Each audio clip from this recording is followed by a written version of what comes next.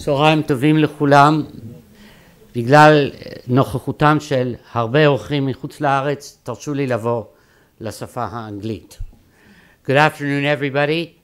My name is Gabriel Motzkin, and I direct the Van Leer Jerusalem Institute, and it's a special honor for me to be able to open this afternoon panel on the subject of strategic thinking in education, research, policy, practice, and politics.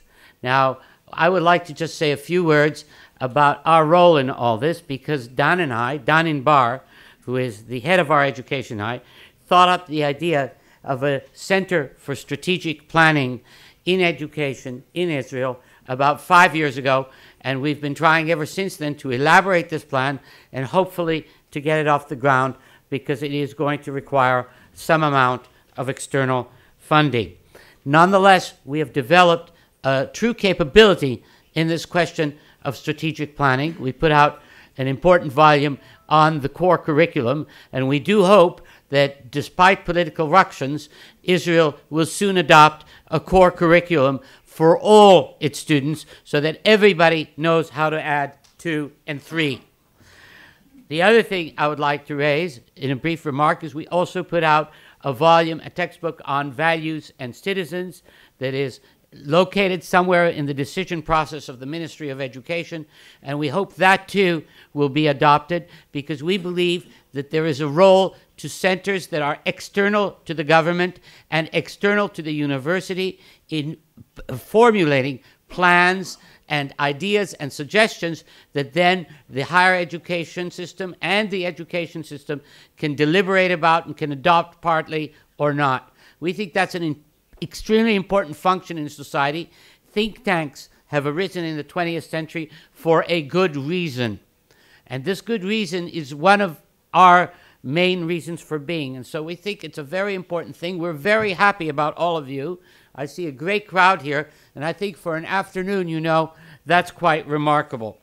That said, I now would like to have the pleasure of introducing whom to me is a legendary figure, the head of our education unit, but with many, many achievements before we ever knew him at Van Leer. And I would ask Professor Don Inbar to greet us. Don, please.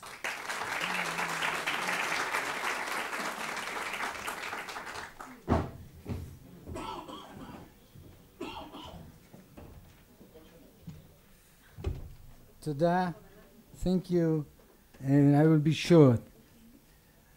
Because of the majority, I will speak in Hebrew.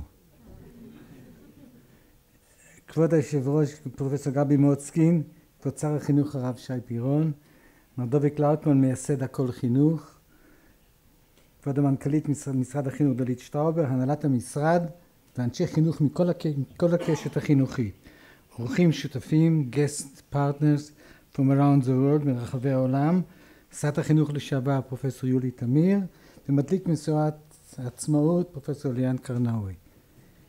קהל נכבד, תודה לך גבי על פתיחת הסימפוזיון בנושא החשיבה האסטרטגית בחינוך, מחקר, מדיניות, ביצוע ופוליטיקה. הסימפוזיון מהווה את סיום הסמינר הבינלאומי שנועד ללמוד ולגבש את המתווה להקמת המרכז לחשיבה אסטרטגית בחינוך במכון ון ליר בירושלים. ואני רואה בהשתתפותך היום ביטוי למחויבות רבת השנים של המכון שלנו לחינוך. אני מבקש לברך את שר החינוך הרב שי פירון לרגל כניסתו לתפקידו ומודה לו על השתתפותו בסימפוזיון. שי הגיע לתפקידו כשר לא בשל ותק בפעילות מפלגתית, אלא בזכות הכרה ציבורית בפעילותו החינוכית הענפה ורבת השנים. אני רוצה לנצל את ההזדמנות הזאת עוד לפני שסיימנו, כי אחר כך אנחנו מתפזרים ואנחנו נפגשים אחר כך רק בנפרד, אנשי הנהלת משרד החינוך עם האורחים. אז אני רוצה לנצל את ההזדמנות הזאת לפני שסיימנו, להודות לצוות החינוכי של ון ליר, ליעל, עידו, רביד, דנאי ונורית, על ההשקעה והמסירות ברמת הסמינר הבינלאומי, ולכל צוות עובדי ון ליר על התמיכה והעזרה הבלתי נלאית. אני מבקש להודות לצוות המנחים שהיו שותפים מלאים לגיבוש השאלות ולמבנה הסמינר, פרופסור מיכל בלר, דוקטור ורדה שיפר, פרופסור גדי יאיר ודוקטור אמנון קרמון. This I have to say in English, but I will say it in Hebrew. תודה מיוחדת לאורחים שלנו מחו"ל, שעבדו קשה והתמידו במשך 3 ימים רצופים מבוקר ועד לילה, בדיונים מרתקים בסדנאות, ותרמו לנו מתוך ניסיונם העשיר לתובנות ולעידוד בדרך להקמת המרכז לחשיבה אסטרטגית בחינוך. רעיון שזכה גם לתמיכה חמה, כפי שקראתי בעיתון, גם מצד הפרופסור עמנואל טרכטנברג ויוג'ין קנדל בפתיחת הסמינר. במהלך הסמינר זכינו להשתתפות חשובה של עמיתים ישראליים, שהשקיעו מזמנם ותרמו תרומה ייחודית לדיונים, ותודתי נתונה להם. אני מודיע להם בזאת ומזהיר אותם שנעזר בהם גם בהמשך. אנחנו עומדים לסיפו של מהלך חדש, מורכב ומרתק, שמצריך שיתוף פעולה של כל בעלי העניין בחינוך. אני מקווה מאוד שבעבודה ובחשיבה משותפת נוכל לפעול ביחד למען התמודדות מוצלחת עם אתגרי החינוך שיעמדו לפנינו. תודה.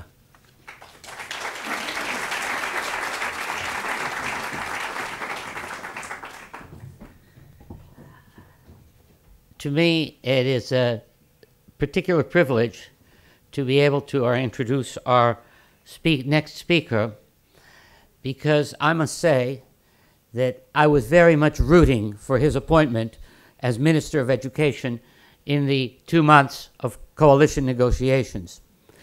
We know him very well because he has worked closely with us over the last 3 years. He is a true educational activist. Together with Shlomo Dovrat and Dovik Lautman, Shai Piron founded an organization called Hakol Chinuch, and we believe Hakol Chinuch changed the educational discourse in Israel, and one expression of it is that Shai Piron is now Minister of Education. We see this as an initiative which may possibly lead to reform in this giant structure. So without any further ado, ladies and gentlemen, the Minister of Education, Rabbi Shai Piron, please.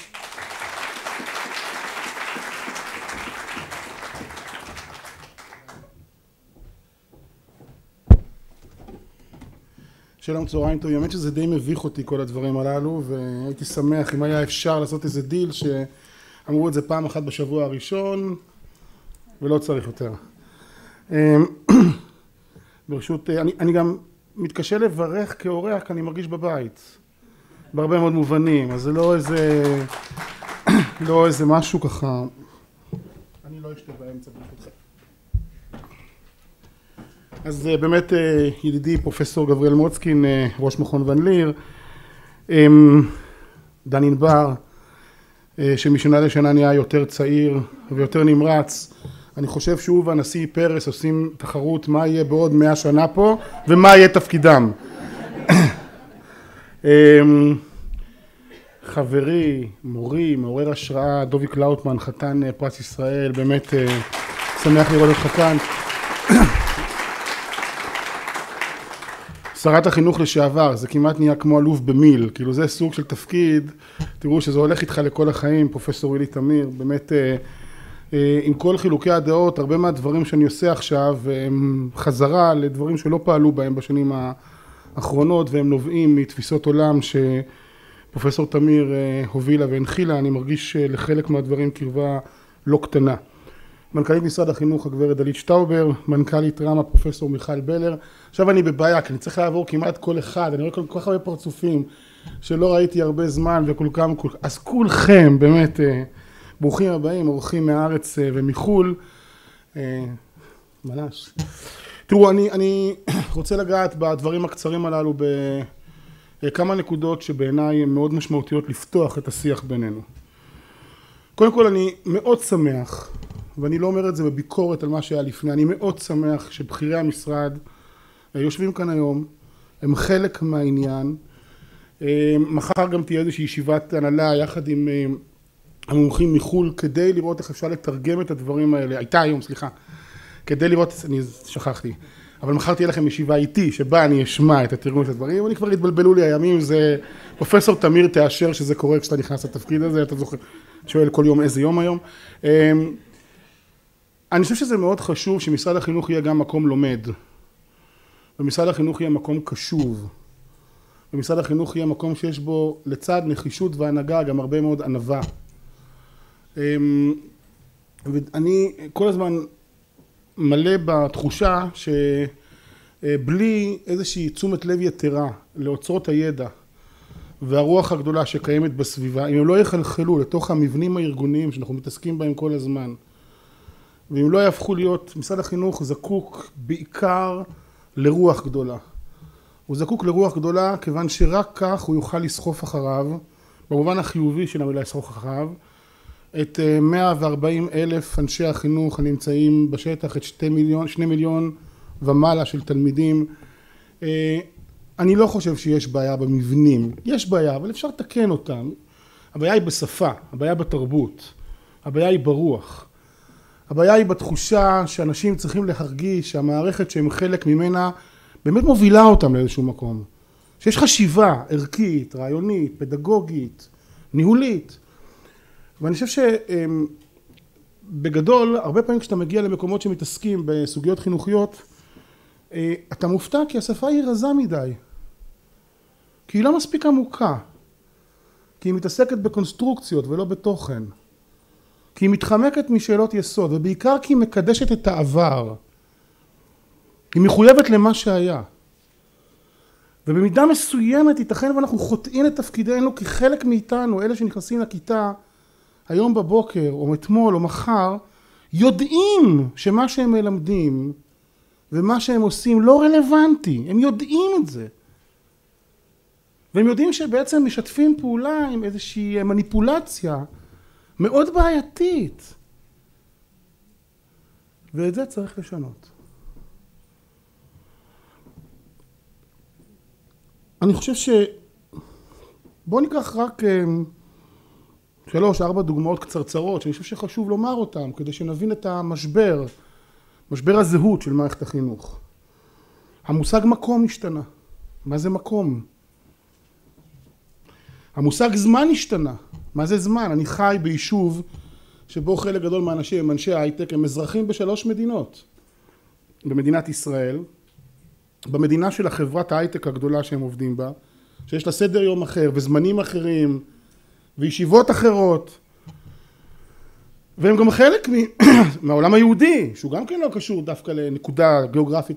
אז מקום, זמן, מושגים שאנחנו מאוד היינו משועבדים להם, כמעט ולא רלוונטיים. יש התפתחות עמוקה של המושג בחירה. המילה בחירה, כפי שאני מכיר אותם היום, ילד מגיע לבית ספר היום, אני גדלתי בעולם שבו היה הומני וריאלי. בסוף התיכון היה עושר של אפשרויות, ללכת לצבא וללכת לצבא. מה הוא ילמד אחרי זה? איזה מקצועות? איפה הוא ילמד?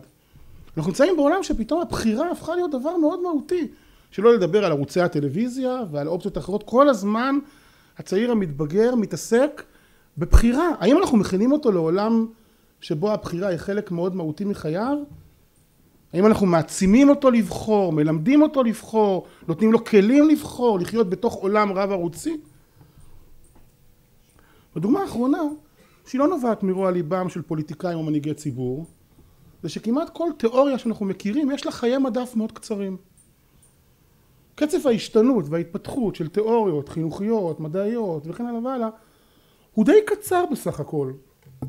והרבה פעמים, חלק מההתלבטויות של המערכות שאנחנו חלק מהם, זה שעד שאנחנו מטמיעים איזשהו שינוי ואיזושהי תפיסה, ועד שזה מגיע לכולם, ואנחנו בונים את כל המודלים וכו' וכו', זה כבר הופך להיות התורה של אתמול, ובעצם אנחנו נורא נבוכים מהפער בין הדברים השונים. לישראל יש עוד נקודות מאוד מהותיות. אני רוצה לציין רק אחת מהן בהקשר הזה, כי היא מתכנסת לדברים שעוסקים בהם בבן ליר, לפחות בשנתיים האחרונות, כפי שאני יודע, אבל אני חושב שאחת הבעיות המרכזיות של מדינת ישראל, שאני מתכונן לעשות כל שביכולתי כדי להילחם בה, או לעשות משהו למענה, גם אם לא אצליח, זה בסדר, אני מניח שאני אכשל בהרבה מאוד דברים.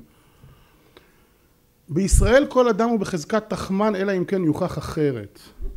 אנחנו חיים בחברה שאין בה מינימום של אמון, אמון במובן הטהור, המוסרי, המרומם של המילה. ולכן מערכת החינוך שלנו היא מערכת מרובת כללים ומערכות וקביים ואלף ואחד אזיקונים כאלה ואחרים, בגלל שאנחנו לא מוכנים להתעסק עם שאלת האמון, עם השאלה הבסיסית של יחסי משרד, מנהל, מורה, תלמיד, הורים וכו' וכו'. הכל בנוי על מנגנונים כאלה של אני חושב שחלק גדול מהבעיות שאני מתמודד איתם היום, אפשר לא להסכים איתי, אבל אני חושב שחלק גדול מריבוי בחינות הבגרות הוא תוצאה של חוסר אמון.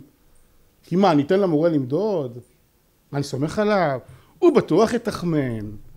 הוא בטוח לא יעשה את מה שצריך לעשות. מה זה אומר? ואני חושב שהגיע הזמן שנעסוק בשאלת האמון. זאת יכולה להיות תרומה מאוד עמוקה ליכולת שלנו להכין את המערכת להיות בנויה לשינויים דווקא מתוך הבנה, מתוך נינוחות, מתוך השלמה עם הרבה מאוד דברים. הזכרתי מקודם שאני מרגיש שבמידה רבה מערכת החינוך שאנחנו חיים בתוכה היום לא מתאימה למאה ה-21. נתתי כמה דוגמאות. אני רוצה ברשותכם לגעת בעוד נקודה אחת. פרופסור תמיר קרא לזה בזמנו, קראתי את כל המאמרים שלה, דיברה על רב תרבותיות. אני רוצה לגעת בסוגיות ממקום טיפה שונה, לא רק באופן סמנטי, אבל אני רוצה בכל זאת להציג את בית הספר הקודם, שלצערי הוא קיים כאן, בנוי על ההנחה של או. יש אמת אחת, כולם יודעים מה זה הצלחה, די ברור מה זה הצלחה. זה די ברור. כולם יודעים מה מטרת החינוך, כולם יודעים לאן צריך להגיע. הם מי צריך להוביל, שורה ארוכה של דברים של שחור ולבן. ולכן גם אי אפשר להתעסק למשל בלאומיות ומוסריות. כלומר, אם אתה לאומי, אז איך תתעסק במלחמה בגזענות? כי זה או שאתה כאן או שאתה כאן. אם אתה דתי, איך תתעסק בפלורליזם? אם אתה מאמין במדעי הרוח, מה תעשה עם מדעי הטבע? חברה של או. אני חושב שהחברה הפוסט-מודרניסטית מתייחדת ביכולת של להיות גם. ומערכת החינוך הישראלית תקועה באו. היא לא מייצרת מספיק, וזה לא רק פלורליזם. זה משהו שנוגע למהות החיים, לתפיסת עולם מאוד שורשית ופנימית. היא לא מייצרת מערכת שיכול להיות בה גם וגם. אני חושב שאחד מהתפקידים המרכזיים של מערכת החינוך היום זה להעביר אותה ממצב של או למצב של גם, ופה אני רוצה להסביר למה זה מאוד חשוב בעיניי. כי מה שאנחנו מייצרים זה מחנך שבאופן אישי חי בחברה של גם וגם, שנכנס לכיתה שבה מחייבים אותה לדבר או, ואז הוא הופך להיות קצוץ כנפיים, אדם שלא מבטא את עמדותיו האישיות, אדם שלא מהווה מודל ומופת להשראה ולהערכה, ואז בית הספר הופך להיות לא רלוונטי, מעורר ניכור, בסוף גם יכול להוביל לאלימות בחלק מהמקרים. ואני חושב שהשאלה הזאת של מעבר לחברת גם, יצירת רלוונטיות עמוקה בסוגיית החינוך, היא חלק מהמטרות המרכזיות של מערכת החינוך. אז למה לא עושים את זה? קודם כל יש את הסיבה הידועה והפשוטה. אנחנו פוליטיקאים, ומה שאני מדבר עליו עכשיו ייקח די מהר, 10-15 שנה. וקשה לנו. צריך להגיד את זה, קשה לנו. וצריכה להיות איזושהי הכרעה מאוד מאוד גדולה, לבוא ולומר, תתגבר. לך על הטווח הארוך, משום שזה מה שילדי ישראל, הילדים האישיים שלך והנכדים שלך זקוקים לו. אני לא מתחייב לעשות את הדברים הנכונים, כי זה יהיה חלק מהגם וגם והוויכוח, אבל אני כן מתחייב לעשות רק דברים שנוגעים לתשתית ארוכת טווח במערכת החינוך הישראלית. אני כן מתחייב לא לעשות פעולות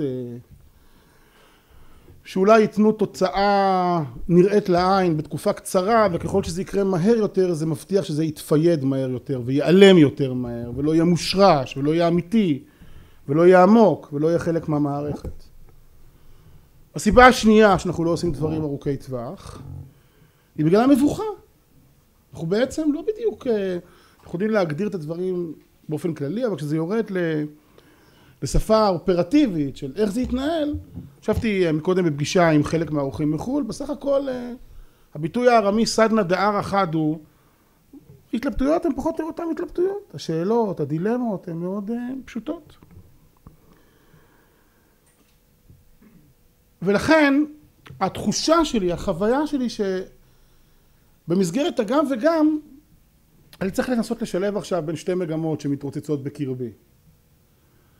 מצד אחד למצוא את האיזון הנכון בין דברים שנוגעים לטווח ארוך במובן העמוק של המילה, פעולות עמוקות, דברים שיקח הרבה זמן להשריש אותם, יצירת שפה, יצירת עומק, דברים שנעשו בעבר והם טובים וצריך לחזור אליהם, למשל מה מטרת הלמידה, מה המטרות של למידה, לאן לוקחים את זה. אבל מצד שני צריך לזכור שההבדל בין פרט לבין מערכת זה שבמערכת צריך הכרעות וצריך להוביל את זה, זה צריך להתנהל, זה לא יכול להישאר למעלה. והדבר השני שאני חושב שהוא מאוד חשוב זה להקפיד על שפה חינוכית עמוקה. אנחנו לא צריכים להתבייש לדבר על כך שבסופו של דבר המטרה כאן היא חברת מופת. ובסופו של דבר לצד המצוינות הלימודית וההישגים הגדולים שאנחנו מצפים להם והמקום של ישראל במשפחת העמים וההשלכות על הכלכלה שלנו ועוד כהנה וכהנה, בסופו של דבר אנחנו לא צריכים להתבייש לומר שהמטרה המרכזית שלנו כאן היא חברת מופת, וכרגע אנחנו לא כל כך.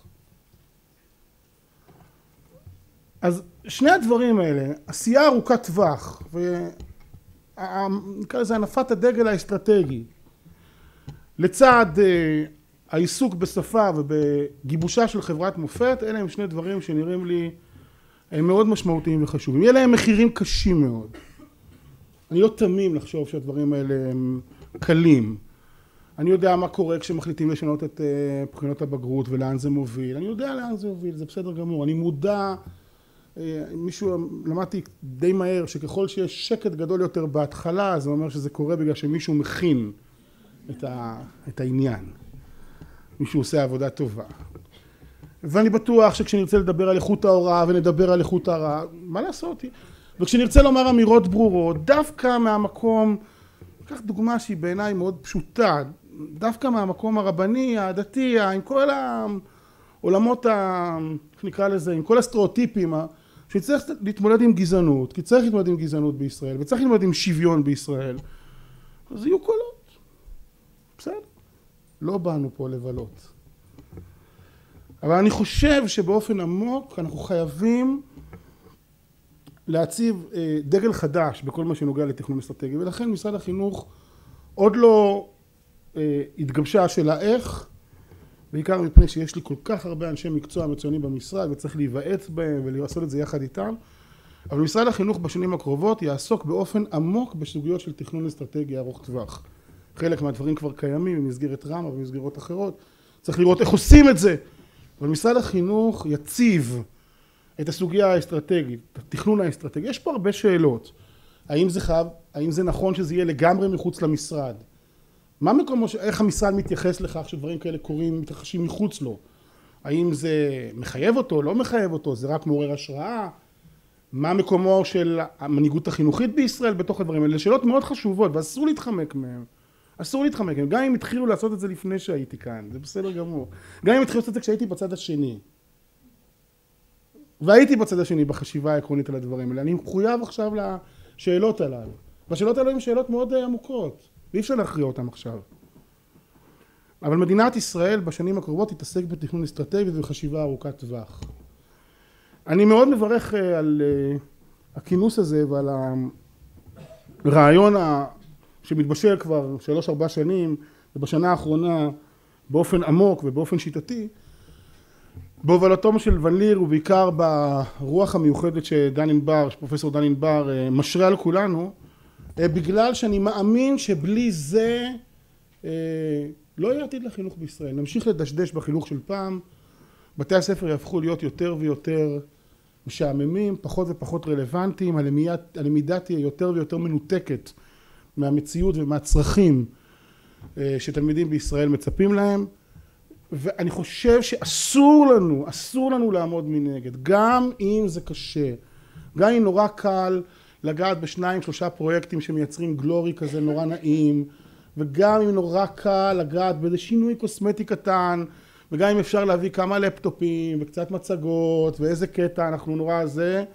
ואני לא מזלזל בשום דבר מהדברים האלה כמובן, ללא עבודת עומק של סינכרון פנימי, תודעתי, אידיאולוגי, פדגוגי, מערכת החינוך בישראל מסכנת את מקומה ותייצר יותר ויותר אנשים לא רלוונטיים לשוק העתידי. תלמידים שלנו היום סקרנים פחות, חושבים פחות, קוראים פחות, מתמחים בשינון ודקלום. יש שינויים בתוך בחינות הבגרות הקיימות, יש שינויים שהתחילו בעבר והם מחלחלים לתוך המערכת, קרו לא מעט דברים מבורכים, מערכת החינוך התחילה כבר לפני 60 וכמה שנה ועושה עבודה יפה, אבל זה לא מספיק. זה לא מדביק את הקצב של מה שהעולם דורש מהילדים שלנו. אני אסיים בכך שאני אומר, אני רואה פה את אחד מידידיי, הייתי השבוע בפולין, בוורשה, במסגרת טקס 40 שנה למרד גטו ורשה. 70 שנה, סליחה. אני כבר מבבא. חייב לומר לכם, אמיתית, אני הייתי בפולין, הדרכתי מסעות נוער לפולין למעלה מ-40 פעם. אבל פעם ראשונה שישבתי עם פולנים, עם שרת החינוך הפולנית, עם סגן שר החינוך הפולני, עם נשיא פולין, עם ראש ממשלת פולין, ושמעתי מה הם חושבים עלינו, על איך שאנחנו רואים אותם, על איך אנחנו מחנכים את הילדים שלנו. עכשיו, את המילה טייס אוטומטי, זה נורא בעייתי היום בדיוני תקציב, אבל אני נמצא בטייס אוטומטי של הדרכה, יש לי חוברות מלפני, אני אומר את המסרים שלי כבר 20 שנה. אבל רגע שנייה, יש פה המון שאלות אתיות, מהותיות, מוסריות, אנושיות. בוא'נה, הסיפור מורכב, הוא לא פשוט. הוא לא פשוט בכלל. זו דוגמה קצרצרה לטייס אוטומטי שחברה שלמה עובדת עליו, נוסעת בו, חלק ממנו, ולא נותנת לשום רעש מן הצד להפריע לה, לאידיליה של הסיסמאות. אל תפריעו לנו, אנחנו בתוך קונספט, אנחנו מבקשים שתנו לפתח את האתוס שלנו בעצמנו, חכו בצד. זו דוגמה קטנה מהדברים שאני נתקל בהם, לכך שבלי בחינה מחודשת, מעודנת, מעוגלת, מאפשרת, נינוחה, אנחנו מספיק חזקים כדי לשנות את דעתנו. אנחנו מספיק חזקים כדי להיפתח לעמדות שונות. אנחנו מספיק נינוחים כדי לא להיות נעולים על קונספטים מסוימים. נחישות היא בדרך כלל אופציה של חלשים. אנשים חזקים שזהותם ברורה להם והמציאות שלהם בעולם בהירה, יכולים להיות קצת יותר נינוחים. ואני חושב שמערכת החינוך שלנו צריכה יותר נינוחה. לאפשר יותר שינויים, לאפשר יותר פריצות, לאפשר יותר מחשבות אחרות, לאפשר יותר היוועצויות בגורמים כאלה ואחרים כדי ללמוד את המציאות באופן מאוד משמעותי. אני באופן אישי חייב לומר שאני מרגיש הרבה יותר גדול, זה נשמע בעייתי שאני אומר לעצמי אני מרגיש הרבה יותר גדול, אבל לא התכוונתי לגדול שאתם רואים. אני מרגיש הרבה יותר גדול שאני ליד אנשים גדולים. ונוח לי שבסביבתי נמצאים אנשים חכמים ממני, יודעים ממני, מבינים ממני. אני מרגיש נורא נוח. ואני חושב שאנחנו צריכים קצת ככה, קצת להתרווח, לא להיות לחוצים ממה יהיה התוצאה בבחינה בעוד 3-4 חודשים, ואיך משנים עכשיו את כל החשיבה שלנו, כי אנחנו רוצים לעשות מסיבת עיתונאים ולהגיד שעלינו ב0.25%, וכדי שכולם יוכלו לנו כפיים על איזה... בכלל אני חושב ששרי חינוך צריכים לעשות מעט מסיבות עיתונאים. עקרונית אני חושב, לא צריך. לא צריך לדווח על כל דבר באיזה, כאילו, מי יודע מה קרה. לכן, ובזה אני אסיים, זה בדיוק הזמן, הכנס הזה מבחינתי הוא מאוד משמעותי, אני רואה בו חלק מעוד חוליה בשרשרת של מעבר לחשיבה אסטרטגית ארוכת טווח, אני מתחייב לעשות כל מה שצריך וכל מה שאפשר כדי להיות חלק ממנה, ובעיקר אני מתחייב ללמוד, להקשיב, לשמוע, לראות איך אפשר לעשות את זה יותר טוב, ואני מאוד מאוד מקווה שבעוד זמן קצר, לא נראה שינוי, כי אם נראה שינוי זה סימן שלא הקשבתי לכלום, שבעוד זמן קצר נראה באמת את כולנו נינוחים יותר וכולי. אני אסיים בדבר קצר, אני חושב שיולי תבין, אפשר בלי פרופסור לרגע, נכון? אני מוותר על הרב ונסיים איזה דיל כזה. אני רוצה לסיים באיזה דבר שאני חושב ששרת החינוך לשעבר תבין טוב מכולם.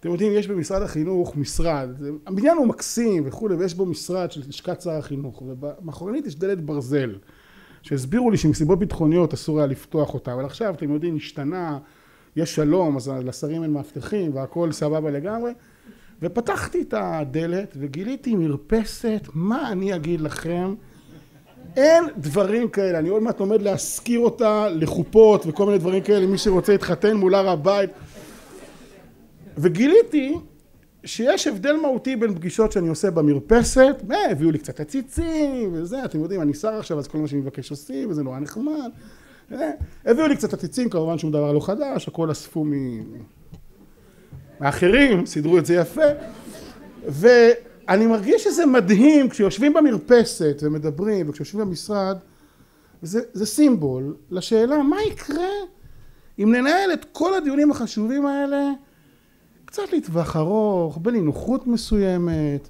נהיה פחות לחוצים, נהיה פחות מדידים במובן השלילי של המילה מדידה, כי מדידה היא משהו מאוד חשוב, רק תלוי מה עושים עם זה, כי מדידה היא חלק מהותי בתוך עולם החינוך, אבל תלוי לה לוקחים את זה. אז למשל המרפסת שלי הוא נהדר, שיחות במרפסת, היחידים שהמרפסת לא עובד עליהם זה פקידי האוצר. כל השאר המרפסת הופכת אותם לגמרי. היחידים שהמרפסת לא עושה להם כלום, זה רק פקידי האוצר. אז אני מאוד מאוד מקווה שכולנו נהיה קצת יותר חושבי עתיד ודורשי טובתם של תלמידינו וילדינו ונכדינו, ונחשוב קצת פחות על ההישגים הקטנים של מחר. אולי זה יעשה לנו טוב. תודה רבה לכם.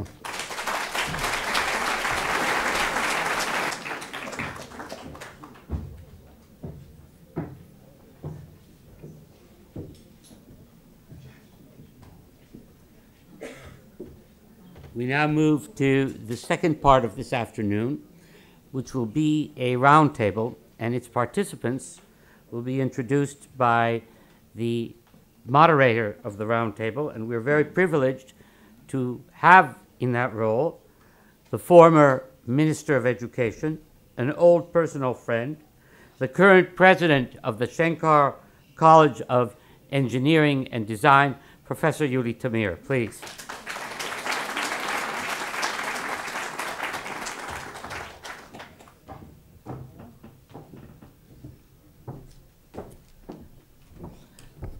Good afternoon. Thank you, Shai, for really a very inspiring, for me, first time that I hear you as a minister. I think you're really pointing in the right direction, and I wish you a lot of luck.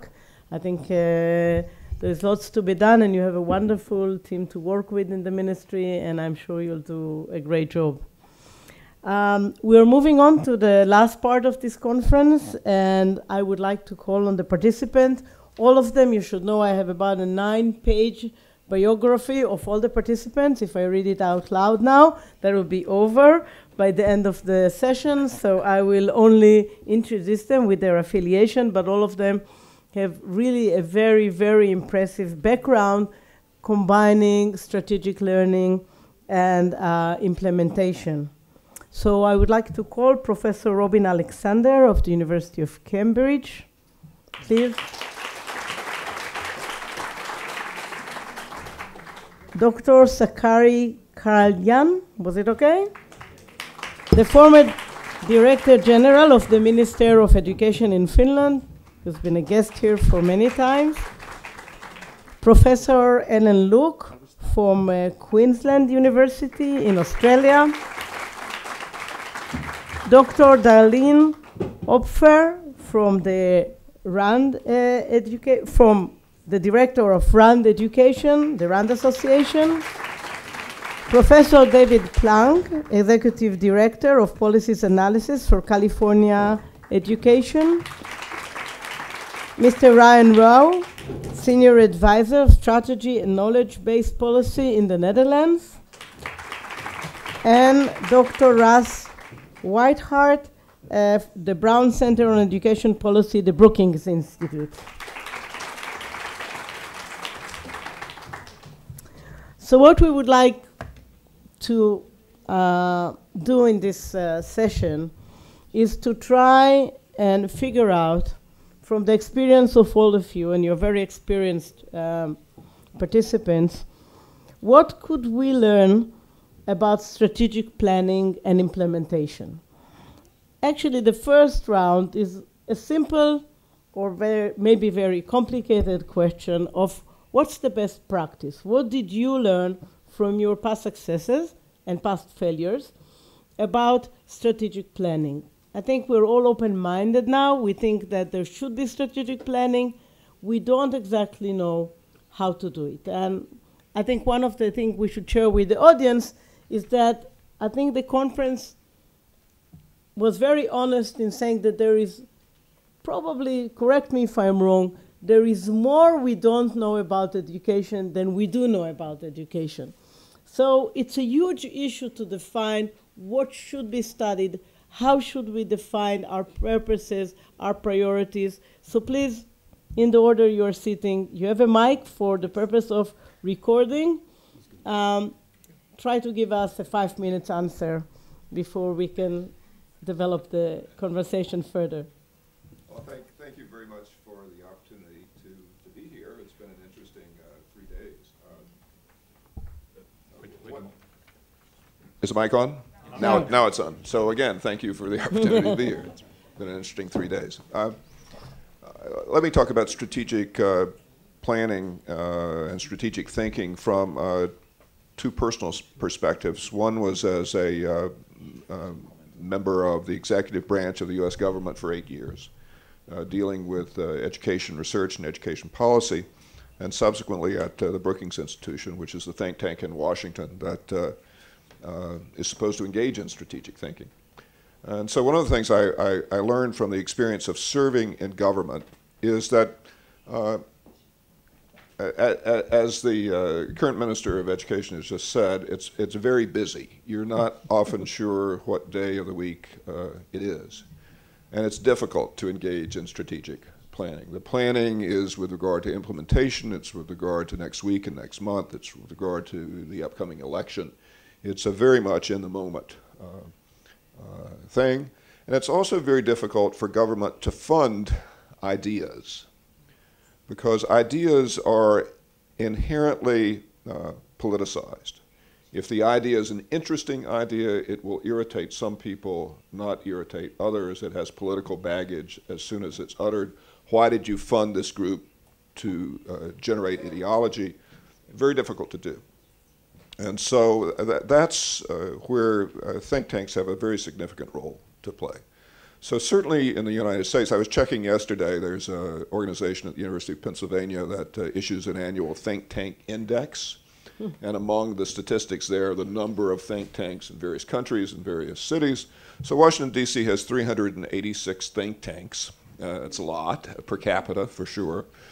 But what the influential ones do is they generate policies and ideas that are often then on the shelf for government to adopt. They're worked out, they're thoughtful, they have goals, and it's then possible, as for example, presently the case for the Obama administration, to take a plan for preschool education that was developed by the Center for American Progress, which is a think tank that is a source of ideas for democratic, for the democratic governments in Washington. It's possible to take that plan, have it worked out, and present it as policy. In the absence of entities that can serve that kind of role in thinking, being thoughtful about the future, tying the possibilities for the future to policies that have some feasibility, and to think about both the possible positive returns and the negative returns, without that thoughtful process, I think progress is slower, it's more uncertain, it's more chaotic. Surely we can all endorse the idea that thinking is better than not thinking, and being strategic is better than being entirely ad hoc. The question of how you implement these things is, of course, not an easy answer, and it's culturally specific. But I'm very encouraged by the thinking that's already been done here about how to think strategically and the potential for that process and product to pay off for the state and people of Israel. Thank you. Thank you. Thank you very much. It's an honor for me to be here, so thank you to the Van Leer. I've seen many strategic thinking which failed because it was not connected to daily practice and not to daily policy.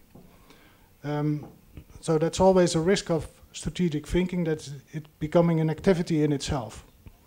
So my first thing would be, my first success factor would be that strategic thinking is a responsibility, is a shared responsibility. It's a responsibility not of a special entity, either within or without the ministry, not of an independent think tank. It should be a responsibility of all the layers in the system. Now there's also many strategic thinking that only directs itself to the top. If you would call it the top, but let's call it the top of the education system. I think when you really want to bring change about, you have to direct yourself to all the layers of the system. There are many discourses taking place, and for instance in the Netherlands, the teachers are talking a completely different discourse than the politicians and the policymakers and the administrators. I think one success factor would be, if you really want change, then you'll have to connect those discourses to each other and bring them together. And the third point of what is success in strategic thinking is relationships. So you don't need your report, well, that's fine that you have a report, but you need really long and enduring relationships, because strategic change takes a lot of time. So enduring relationships can help to bring about that. Do you have an example in the Netherlands of teachers participating in strategic planning? Right now at the ministry we are having a series of focus groups with teachers, school leaders, teacher trainers, all kinds of thinking about the future of education. We'll just have, in November we got our new government, so we're in a sort of cycle looking forward. And well, one of the things that we discovered last year is that there was no connection between what we were talking about and what teachers were talking about. So one of our, immediately we started talking to teachers, and that's what we are doing now. We're about to have an agreement with all the partners, stakeholders in the official stakeholders in the education system, and one of the means, one of the channels which we will want to talk about would be the content of that agreement, that general agreement, is talking to teachers. What would you want to be in that agreement? Thank you. Okay, well, I would like to add my thanks for the invitation and express the honor of being here today, both with all of you and with my distinguished colleagues. I run an organization in California called PACE, which was founded 30 years ago. And I think one of the useful things I can do today is to warn you not to set your expectations for strategic thinking too high. PACE was founded 30 years ago in 1983 by two of the most eminent academics in California. It has called on the expertise of professors at some of the best universities in the world. And those of you who are familiar with the educational history of California will know that in 1983, it was one of the best education systems in the world. Now it's one of the worst in the United States. So that strategic planning, or strategic thinking, I must say, strategic thinking, by itself, very brilliant thinking, and is by itself not a solution and not a guarantee that you will arrive where you would like to be. The second thing I'd like to say is a point that I have made in our meetings over and over again, and which I'd like to reiterate here, which is that there is a difference, an important difference between strategic thinking and strategic planning. That strategic planning really has to take account of the political reality, it has to take account of the material circumstances. Strategic thinking is concerned with where would we like to go and what opportunities do we have to get there. But planning is a quite different function, and I think that the center that we're talking about is concerned with thinking, but it will then interact with the broader society, with the institutions of the society, with the ministry, to then support and inform a planning process, but it is not, I think, itself a planning agency. And the third point I'd like to make is just to draw our, the minister I think was very eloquent in talking about the long term and the fact that we really need to think about the goals that we pursue through the education system, but we must continue to pay attention to the short term as well. That a strategy sets the objectives, sets the goals, but it also provides an instrument by means of which we can evaluate short-term choices. And I think that as we think about the short-term policy issues that Israel faces, a strategy is important as a criterion for making the right choices. Thank you. Thank you. I also would like to thank everyone for the invitation and for the opportunity to have this discussion about strategic thinking and how it has helped me sort of reflect on the work we do at RAND. And I think one of the things that I would say about strategic thinking is that, you know, if we ask everyone on this panel, which we have in the past couple days, and if we asked you all in the room and even people out on the street, you know, how do we fix education, everyone's going to have an opinion. So coming up with a plan, if we sort of go through this process, could actually be, we would have all kinds of ideas. So I think the planning part of it is the first step. And certainly our experience at RAND, we're working in 30 countries right now. And oftentimes countries have a strategic plan, but it's translating that plan into how we do it, what we do next, how do we actually act on that plan that becomes the real struggle, and that's, I think, where the plan and implementation need to get connected. And I think that part of making that connection is part of the strategic thinking, that has to be ongoing. I think part of what we often think about is we do the plan and we say, okay, gosh, we're done, thank God. And we can move on to something else and we put it on the shelf, whereas it has to actually be a living document. You know, we have to live with it and we have to go back to it and we have to reflect on it and we have to collect data and analyze, and that document lives with us and it emerges over time. And so, you know, this sort of reflexivity, the role of thinking, the role of it as a process, I think, is really important to its success. Thank you, Yuli.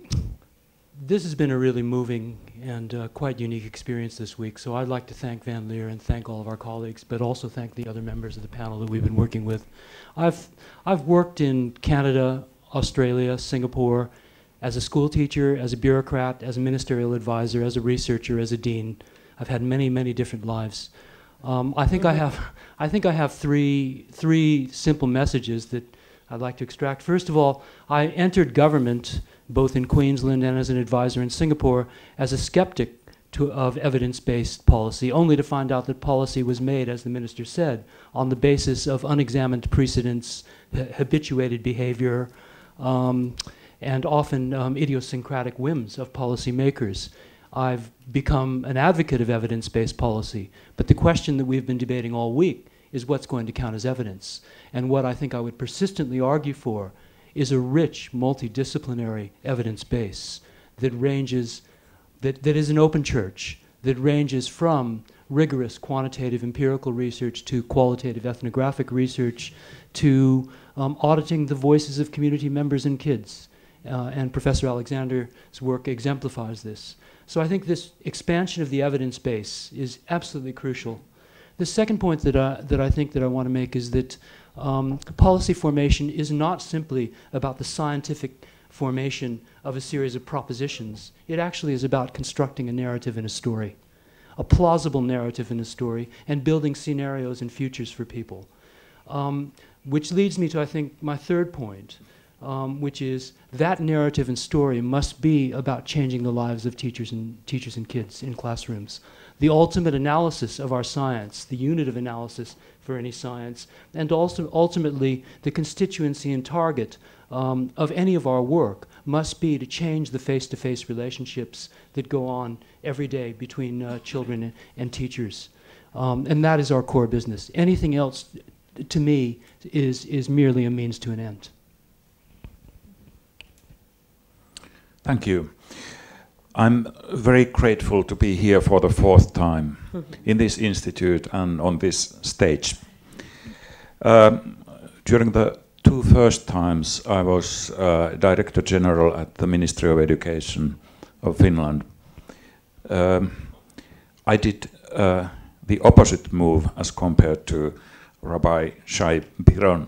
I moved from the ministry, of course not as from the minister's post, but from a Director General's post to lead a non-governmental organization. I would like to continue from what David earlier said about the distinction between strategic planning and strategic thinking. I would say that my government, our governments, have been very good in strategic planning. During the last 30 years, the governments have governed the whole electoral period. It means 4 years. And in the beginning of their period, they decide on a government program, and that program is then specified in the field of education with a strategic plan. So that approach is long-term and it's systematic. The problem is that the governments tend to define their goals too precisely, I would say. And they have a need to look for evidence to support their goals, not to find evidence to modify or evaluate what they are doing. So governments are not necessarily very good in using think tanks or universities, their experts, and if they use those experts, they usually pick up experts which they know they will support their goals. I think it's very important that all governments are using different kind of evidence, starting from statistics to research projects. And it's very important for the governments to listen different kind of experts. I very much support the idea to found here a center for strategic thinking in education. Still, I would like to say that the government should use also other experts. It's also very important that the possible future center is independent from the government.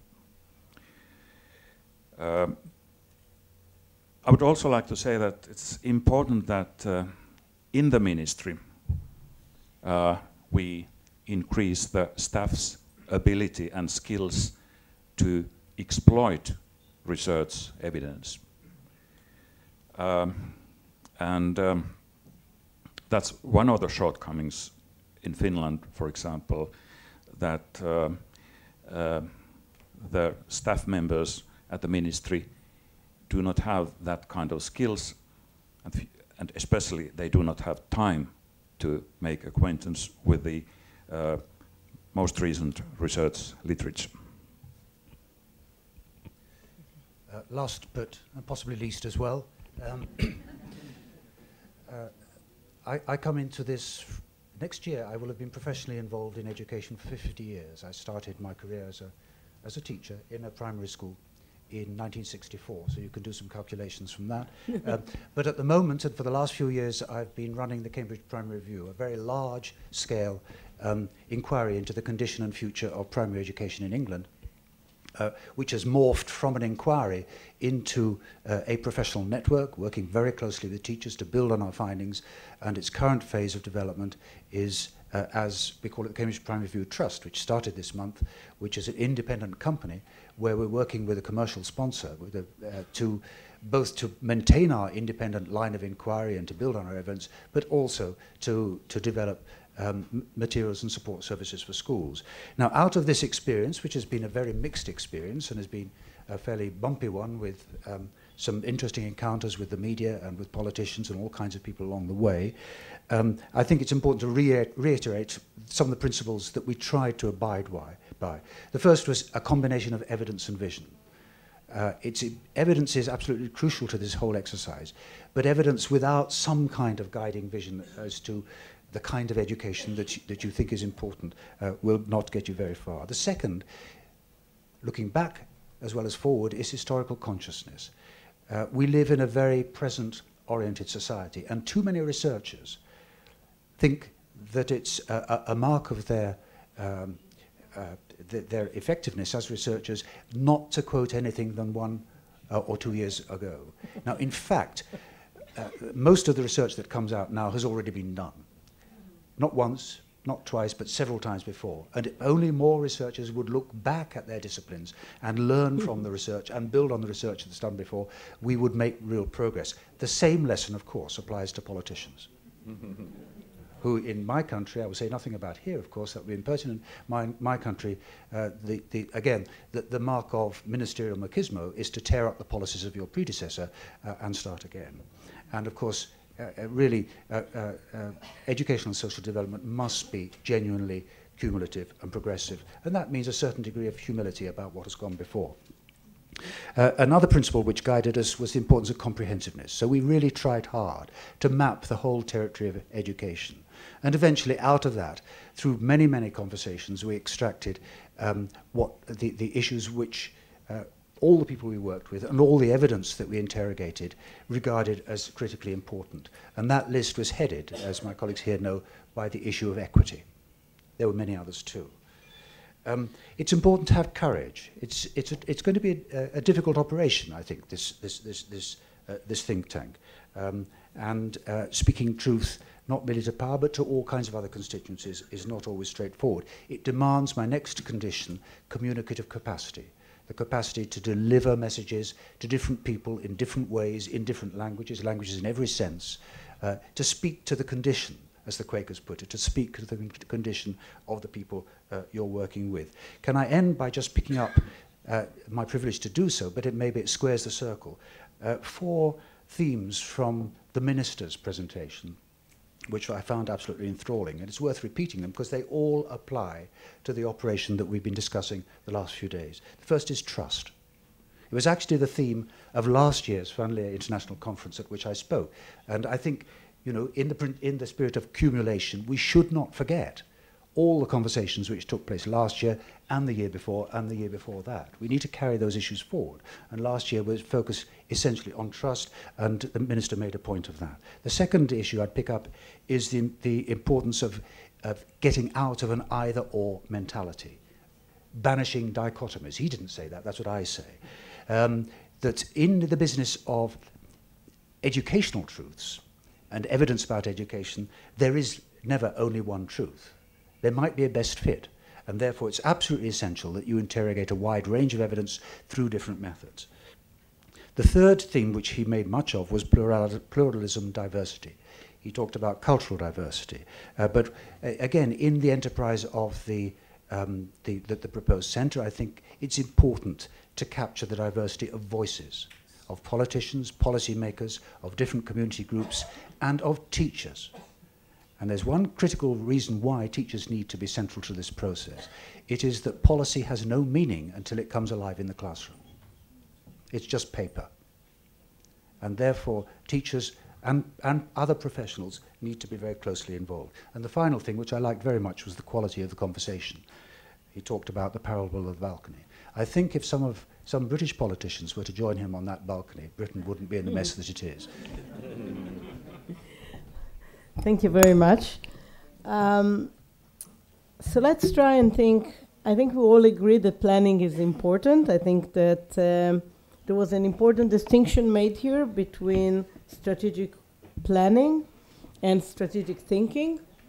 Probably, and correct me again if I'm wrong, thinking is what we do, planning is what the government does. I would like, from your experience, to try and find out the correlation between a well thought out reform plan and the consequences. Because I think that one of our problems is that, and I speak to us now as thinkers, is that we should be thinking not only about what best should be done, but planning and thinking in politics, in policy fields, is a sort of a chess sort of game. You plan, you implement, somebody reacts, somebody moves, you have to move. So it's never a one sort of shot thing.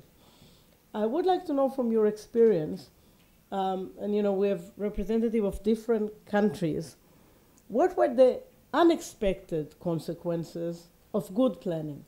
Because if the planning is bad, if you made a crucial mistake while you were thinking, then you say, well, you didn't get the evidence, you didn't know what to do. But if you do the right thing and then you get a better result, and I have a long list of things I've done and other people have done for good reasons that were actually quite catastrophic. What can you learn from that for planning and thinking?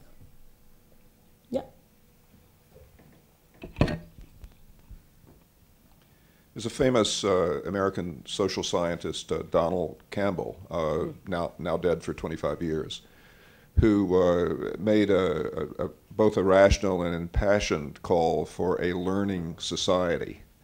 That is a society that is able to plan, to have strategic thinking, but to do so in the context of the almost certainty of mistakes, and to have a system in place that is capable of both discovering those mistakes when they have occurred and politically acknowledging the mistakes and reacting to them by correcting the situation. I cannot speak to the political situation in Israel. I can tell you that in the United States that's very difficult to do. Politicians have to articulate a problem and their solution to it.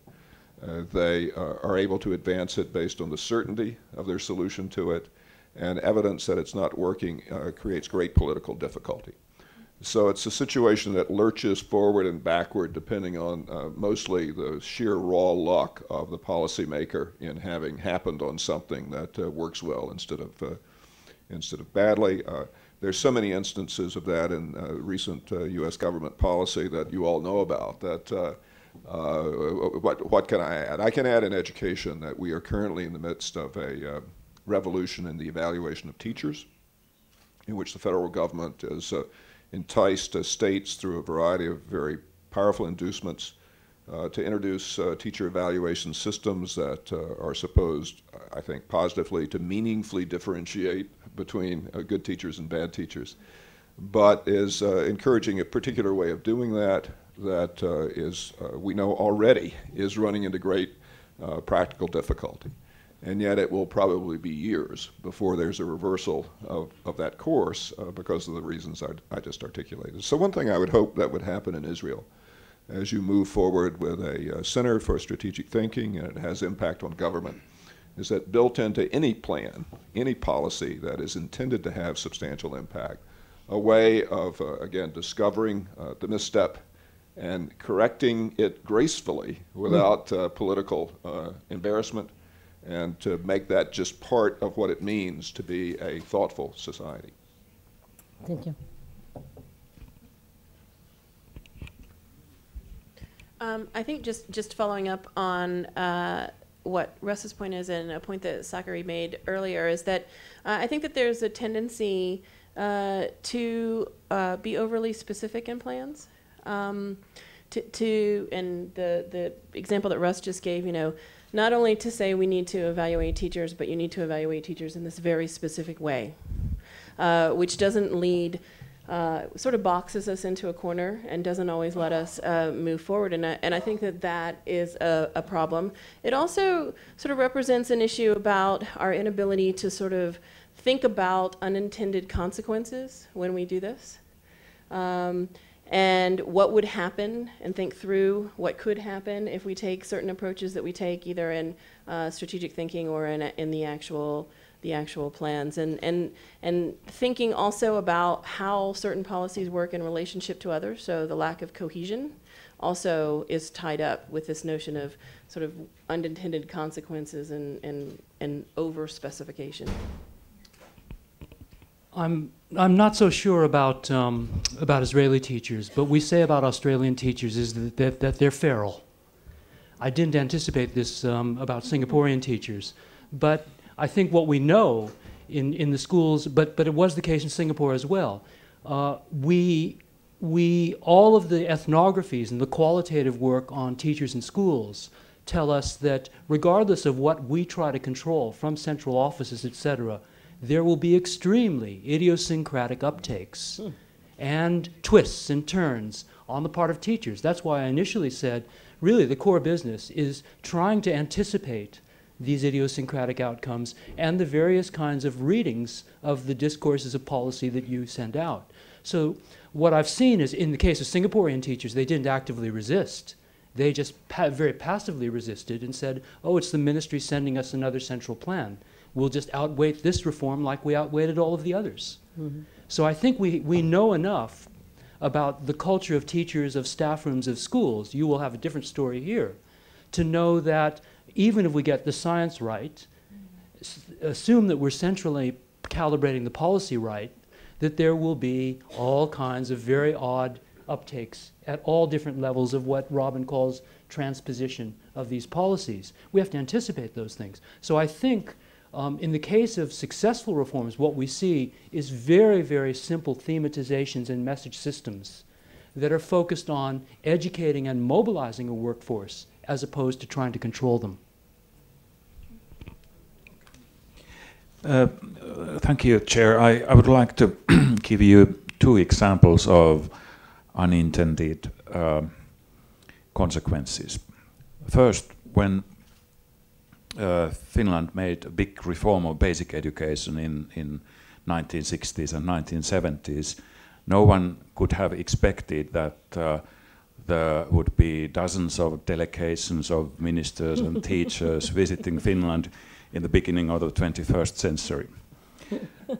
More seriously, of course, it is an interesting unintended consequence that Finland is in a spotlight and everybody everywhere is interested in our education system. But the other example relates to our university reform in 1980s, or more exactly, it was a university decree or higher education decree reform. At that time, class teachers were trained in separate teacher colleges. And we made in Finland a reform where we got rid of different kind of higher education institutions which were not directly linked to universities. So all higher education, almost all, was moved to universities, and at the same time the decrees were changed so that in past the class teachers got a bachelor degree, and after that they got a master's degree. So the teacher training was upgraded, but the major reason for that was not to increase the quality of basic education, but it was a nice unintended consequence of the reform. Thank you. Just one word. I think actually you'll do better to visit UK rather than Finland. You can't learn anything from utopias. But the question for me raises another one, which is exactly what should be planned and at what level. Just what should governments concern themselves with? And it's interesting that if you read the OECD literature, it says that worldwide we've seen a move to decentralization. I think that's a slightly bogus finding, because there are other data to suggest that worldwide we're seeing a move towards centralization. And certainly in the UK, in 1947, the Minister of Education was asked a question in Parliament about the curriculum, and he simply said, the Minister doesn't know anything about curriculum. Not because he was ignorant, but because he left that to others. And then we had a national curriculum from 1988, and in 1991 I was involved in a major inquiry for the government, and the minister put at the front of this, the report we wrote, it is not for government to tell teachers how to teach. 8 years later, another government came in and told teachers exactly how to teach. So it's an inexorable move towards centralization and increasing control. And of course, that can generate all kinds of problems. Because when there's a high level of teacher autonomy, if something goes wrong, then of course the government could say, well, it's not us, it's the teachers. Now, of course, when everything is controlled from the centre, if something goes wrong, it's the government's fault, which makes the government itself acutely oversensitive in the context of the reforms it's trying to promulgate. So I think, as I say, the question that has been asked begs another, actually bigger question, which is about the proper balance of planning decisions at the various levels of education. Mm-hmm. Have you got it right? Right.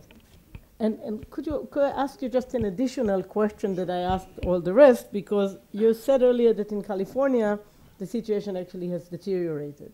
Do you think it's due to planning, due to other reasons? What is the part of planning, or does planning have a part at all in what happened in California? No, thank you for that question. Is this work? Switch it on.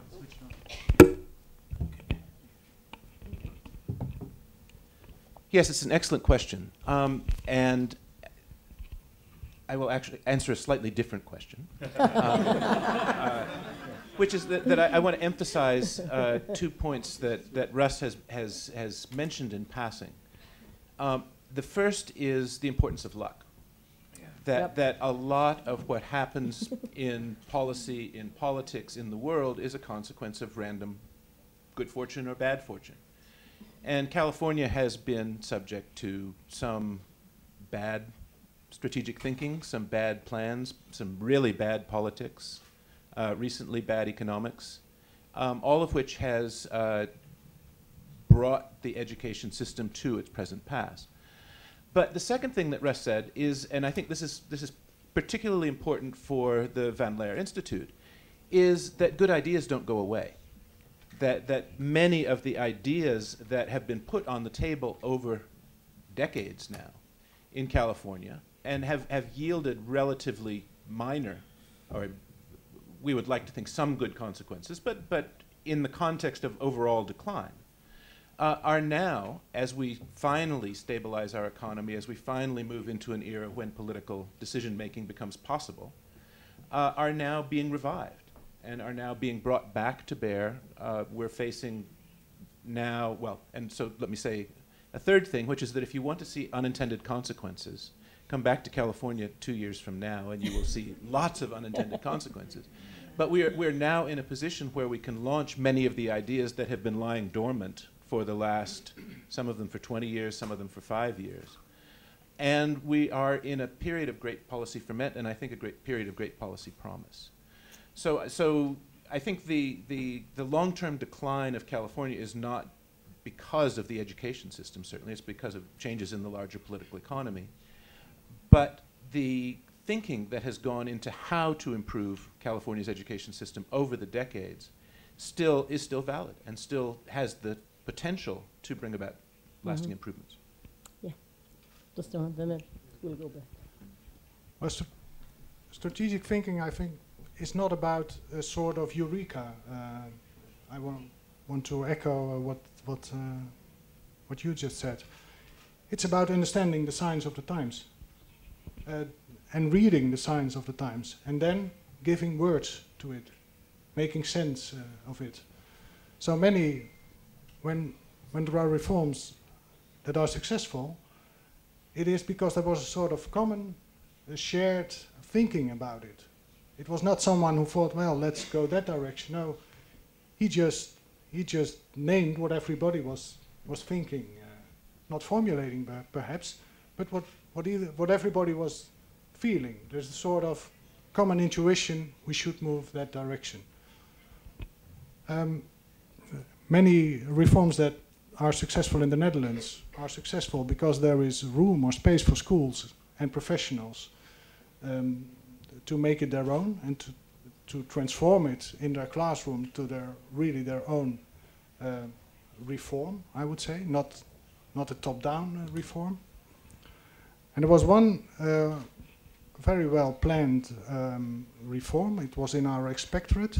It introduced the idea of risk-based inspection. And the principle is simple. When you're doing it good, the inspection won't visit you. The inspection only looks at your results. And if your results are good, there's no need for the inspection to come by and observe your lessons, for instance, and whatever. And the inspection always says, and we say, it's a matter of trust. You're trusted, and well, the figures will say if you're not to be trusted, and then we'll come by. But I heard some teachers who felt very not recognized, because they were saying the inspection is saying something about our school. It was good, but didn't matter, without observing our lessons. How do they come to that judgment without seeing what we are doing? So that was an unintended consequence of this, I think, what in theory is a very good model. And it's an interesting, because they have a strange relationship to inspection, teachers, as you may notice from this example. Yeah, and you wanted to add something? I'm glad that David brought up luck, because Australia is often referred to as the lucky country. And it is an abundant country which is flourishing. We are riding a resource boom and an economic boom that's unprecedented in the history of the country. We have 5% unemployment, and we have become one of the wealthiest countries in the world. And we have successful multiculturalism, having gone from a white monoculture to about 30% Asian. And the work that I've been doing is attempted to engage with Aboriginal peoples, who are 3% of our population. So we're attempting to deal with it. But in the meantime, we are an exemplar of a system in chaos and decline because of lack of strategic thinking. In effect, what our governments have done, and these labor governments I've worked for as an advisor, so I guess I'm maybe held partly responsible, is they have chased every reform in a totally, I don't know whether you have this term, discombobulated, discoordinated way. So it was first national testing. Oh my gosh, we'd better have a national curriculum. Oh, we didn't align it with the testing system. Oh my gosh, we'd better redo the funding. And now we'd better improve teacher quality. Well, this has been a period over about 8 years where every major policy lever has been played without any systematic approach to strategic thinking. So I would redouble the necessity of having an overview, of having a value commitment, of having some degree of strategic vision prior to even going and playing with the levers. I want to speak on behalf of our colleague Ben Levin, who's not here, because Ontario went through a similar boom over the past decade. And in contrast to at least Alan's account of Australia, Ontario was very strategic in how they thought about the resources that became available. They were very cautious in how they allocated those resources. They consulted with teachers. They worked very thoughtfully to reform their system. And in fact, in contrast, once again, to the Australian system, they're now one of the countries with Finland that receives all of the international delegations. So. Well, I think we can all agree that luck is important, as Napoleon said, right? You need 3 qualities for a general: luck, luck, and luck. Before we move to the next question, I would just want to comment on on the trust issue and actually suggests that the real problem is not so much trust in teachers, but it's trust in the political system. And it's over controlling the political system that actually forces the political system to create a kind of control systems that would satisfy the state controller, the legal system. And, you know, when Shai Piron was speaking, I wanted to say that, you know, Dorit Morag לא פה. You know, איפה דורית? הנה, דורית מורג. The legal system, I didn't see you. The legal system is confining the ability to open up variations because of legal instructions. And I think this is a devastating move. It doesn't allow a lot of flexibility that is needed and is absolutely justified. And as politicians, in many, many cases, would be obliged to create criteria that are very strict in order for them to be then reported. And in a way, I would say accountability did us a lot of damage. But, yeah.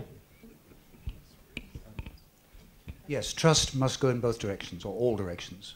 And there's a tendency, of course, for it to be seen as an issue of whether governments and whether society, whether parents trust teachers. There's a big question about whether society can trust government. But in the context of strategic thinking and the discussion that's been taking place over the last 3 years, there's another dimension of this, which is trust in evidence. Mm-hmm. That's absolutely. The capacity of the strategic thinkers to work with, to seek out, to work with, and appropriately to interpret evidence, which they can then mediate to others, and others can know that the mediation is trustworthy. Now, that's a very big responsibility. So let me ask you the last question before I open it up for the audience. We're all talking as if the education system is going to continue working the way it worked forever, right? We talk about schooling, we talk about classes, about curricula, but somewhere around us, the world is changing. Patterns of learning are changing. Technology is changing. The way children learn changes a lot. I think a lot of what we presupposed about, you know, early childhood, we see what children at the age of 2 and 3 today can learn mechanically, things we didn't think maybe they could, you know, adapt to. So when we're planning, to what kind of a school system are we planning for? I mean, the children that are now entering the first grade are going to graduate into a world that is very different from what we are. You know, we had a wonderful, small, unfortunate example, but an interesting one. There was, you know, an Israeli soldier that was kept in captivity for several years. And he came back, and suddenly from the things that you had to teach him that he didn't know exist, you could see what happened in these years, like, you know, Facebook, Twitter, certainly tablets, cell phones, applications, whatever. So, you know, even now that I run a college of 4 years, I think, okay, when my students go into the first year and they graduate in 4 years and they get into their profession, is it relevant? I mean, do we know what we are doing? So this is a major sort of meta-theoretical question, but maybe we are all planning, you know, and that's natural according to what we know, and we're not planning enough ahead of time for our students who are going to live in a different world.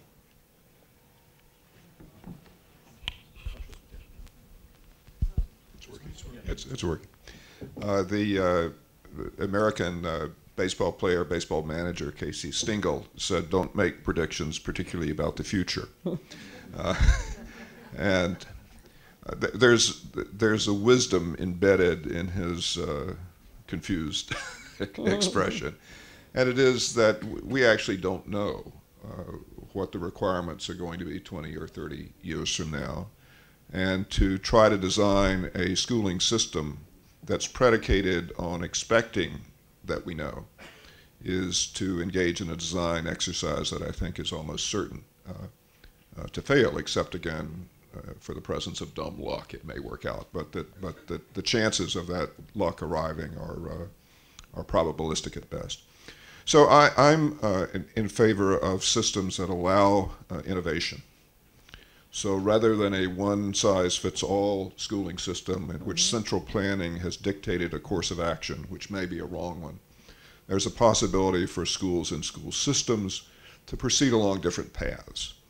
We see that in the United States most vividly in the charter school sector. These are public schools, but they operate outside of the traditional school district governance mechanism. Many of them are terrible schools, so having charter school as part of your name does not guarantee anything. But we have seen bubble up from that sector innovative practices that I think would have taken decades to arrive from the traditional school sector. One that people are talking about now is something called blended learning, in which students spend a portion of the day interacting digitally with materials online. That's the primary content of the day, and then they go with a teacher to engage in discussion around that content. The empirical evaluations of this are not gold standard evaluations, but they suggest the students are doing well. They're not, their learning is not suffering. And there's been a savings of about 30% in terms of personnel cost in delivering that education, because it takes fewer teachers to engage in the discussion section than it does to populate a classroom day after day. It's just an example of the possibility of innovation that can occur in a system that's designed to allow innovation. And so that would be my response to how can we design something for a 21st century that we don't yet understand. Yeah, I couldn't agree more. We really don't know what the digital future will bring, what schools will look like, what learning is in a digital age. We really don't know. So what we do need is a sort of system and schools that are open and that are ready and responsive to this kind of changes. So that's our real task, I think.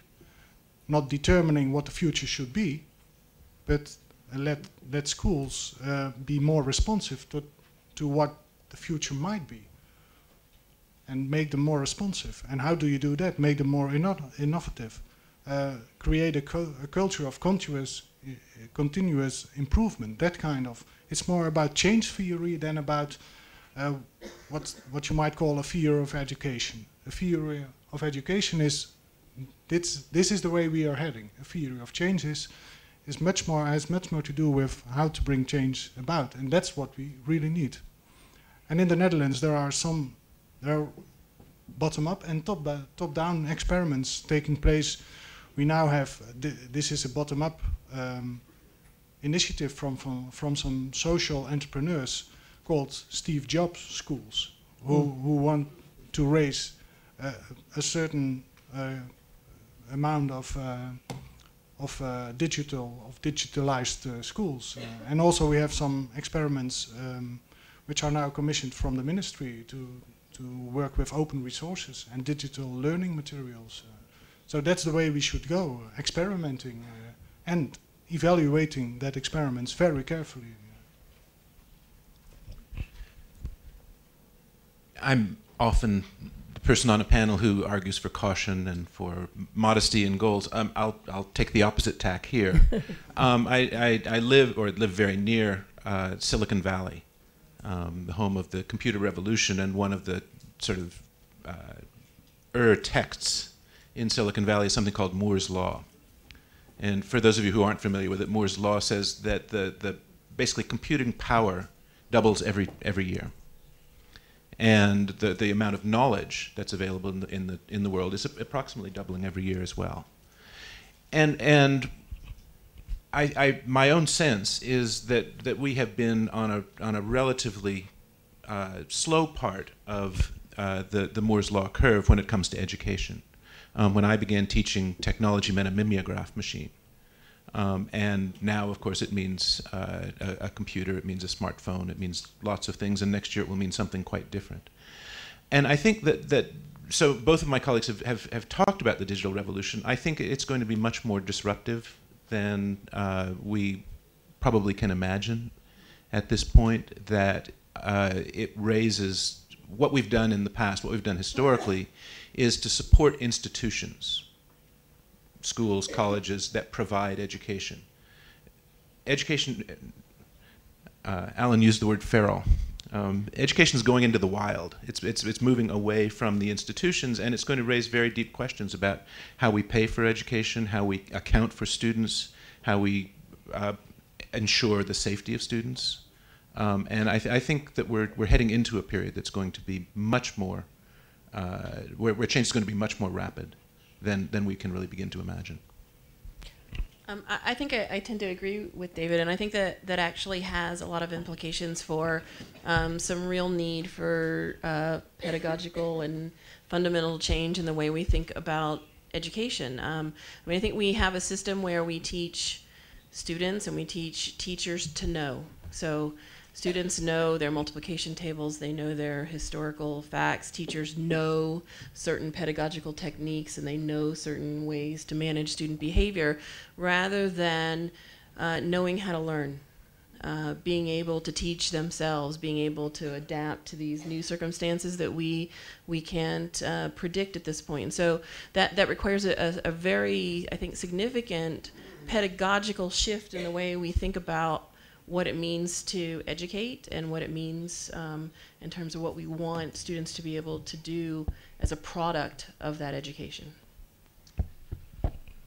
I first of all want to concur with Russ's initial point, which is attempts at futurism in these systems are wrecks. They're wreckage. They're very, very difficult.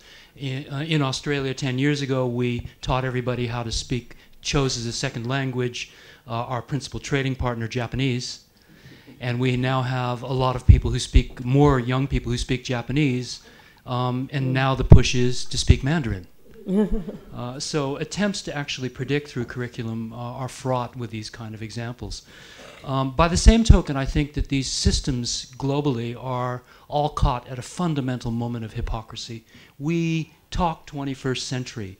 And what do? We could go to any ministry anywhere in the world now, in any of our countries, and we would hear the same shopping list. It would be creative thinking, problem solving, critique, but don't critique the state, innovate, but don't innovate too far, and so forth. We would hear the same shopping list of 21st century. Then we'd look at our curriculum documents, and we would find 6 to 8 discipline areas which were forged either by Aristotle or Auguste Comte.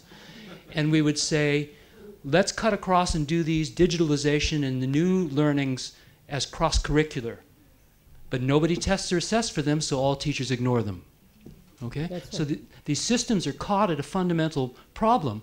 Then what we've done is we've got between the proliferation of high-stakes testing and accountability, we basically are using a century-old technology, in the case of the UK, probably several centuries, or in China, multi-centuries-old technologies of curriculum examinations and standardized norm reference achievement tests, which were great for preparing people for an industrial economy or an aristocratic economy. So we actually are sitting at a historical cusp where the misalignments and the pushes and the pulls are in fact crueling the kind of innovation that Russ is calling out for. In the case of many of our schools, the teachers are not innovating because they're teaching to the test. And they're teaching for, like homing missiles, they're going to where the high stakes accountability is. And it isn't about innovation of the next century, it's about 1950s. Okay? So we're at a fundamental contradiction. I'll just end very quickly with an example of where of work that we're doing, very successful work in one very poor working class multicultural school. In effect, what we've done is cut the kids loose after reading Larry Cuban's work on the failure of attempts to train teachers to use computers in classrooms, the multi-billion-dollar failure over several generations, and I understand that's an issue here. We've taken what we call an outside-in approach, where we cut the kids loose with GarageBand and iMovie and let the kids work the technology with professional media, with videographers, with musicians, with media experts after schools. And then we've watched them bring their new skills back in and teach the teachers. So instead, it may be an example of reading the research, because we know the research tells us that they innovate out of school, but that as soon as we take it and turn it and curricularize the new technologies, they switch off.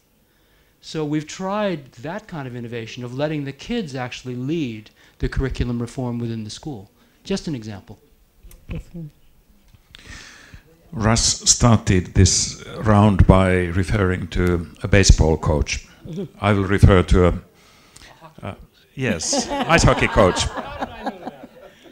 A Finnish ice hockey coach who said, whose main principle is keep it simple. And I would say that we have to keep the schools inspiring,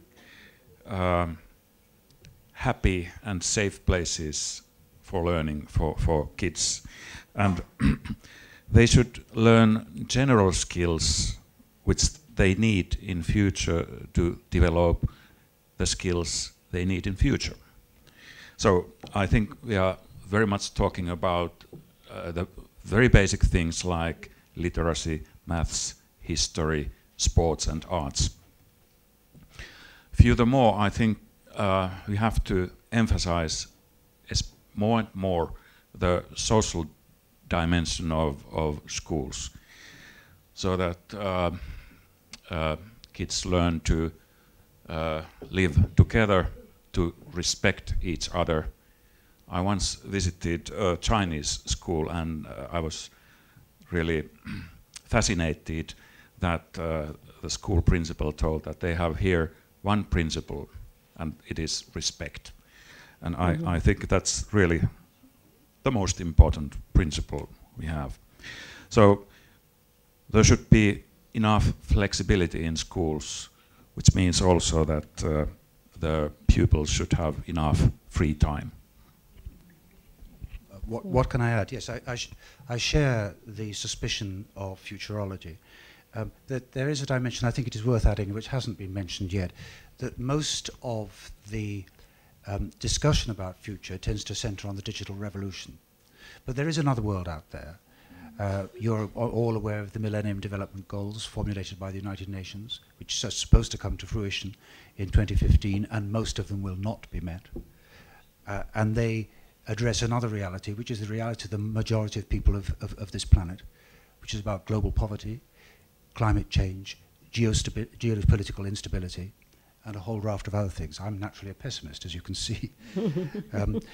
Now, that raises the question of whether we try to plan for something which we can't know, or whether we look at current trends and try and plan against some things which don't want to happen. And I think there are social conditions, global conditions, climatic conditions, which are already very evident and which we need to factor into our educational planning. Because otherwise, what are we saying, planning for futures? That the next generation are passive. They simply have to accept the world as it is, or put it more crudely, the mess that we have created for them.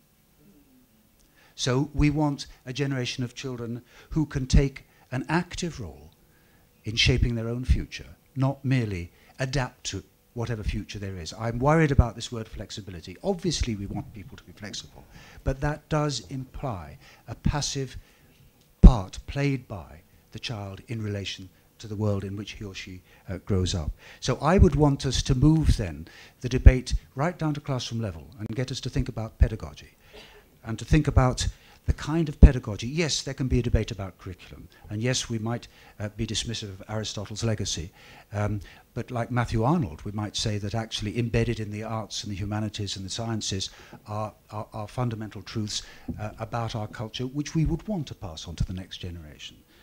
But I think this issue bears most particularly on how we teach and how children learn. And for as long as we perpetuate a monologic pedagogy in which children are taught what to think and how to think, then we are not preparing for them them for the future in any sense. We want to move to what I and others have called a dialogic pedagogy, which is all about argumentation and discussion and debate and giving reasons and exploring hypotheses and speculating and so on. It's kind of pedagogy that our very best teachers can achieve, and I have seen that. I was taken into a classroom last time I was here a year ago and saw that kind of pedagogy in action.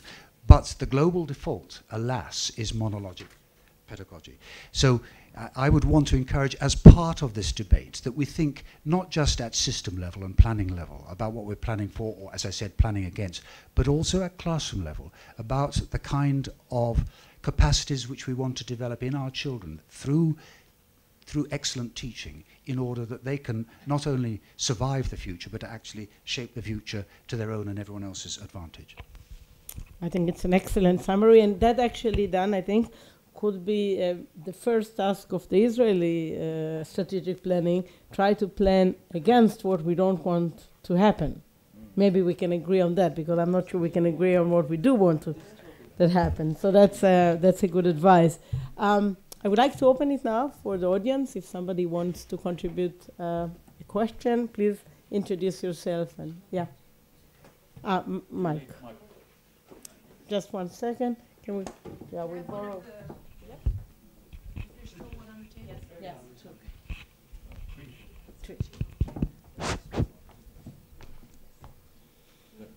Again. Professor Evelyn Gumentau. Thank you very much for this interesting conversation. You actually, Professor Alexander, have answered some of the question, part of the question, but I still would like to ask the following, because I think there is an inherent tension between the planning, strategies, policies, and actually what happens. My question is the following: why is a school of education called a school? Why is a medical school called a school? Why is a school of social work called a school? What happens there? Is it something different? And what about the teacher as a role model? And I think that's really getting lost. The whole idea of trust and the whole idea of being an example or something is totally lost. The teacher doesn't see himself or herself as a role model. And how to bring that back? Thank you. I think, okay, go ahead. Well, yes, can you just repeat part of the question? You said teach at something school. I missed the word in every case. The first question was, why are the institutions that teach called schools of education, school, medical school, or social work schools, and philosophy departments are called philosophy departments? And what about the teacher as a role model, as somebody not only that you trust, but somebody that teaches you something that you really can believe in and would like to be like him or her? Because we all know we like the subjects because we had good teachers. That's why we pick certain subjects and others we don't. Thank you. Maybe we should, yeah, we'll collect a little bit. Yeah, here's. Sorry that you have to run around, but there's one here, one up there, and one there, and then we can do a round of. Okay, on the way you can. Oh, first of all, I want to thank everybody here. It was quite inspiring. I come from an academic teaching college in Israel that is leading a Tempest program in 7 countries and 21 academic institutions for curriculum reform and teacher training.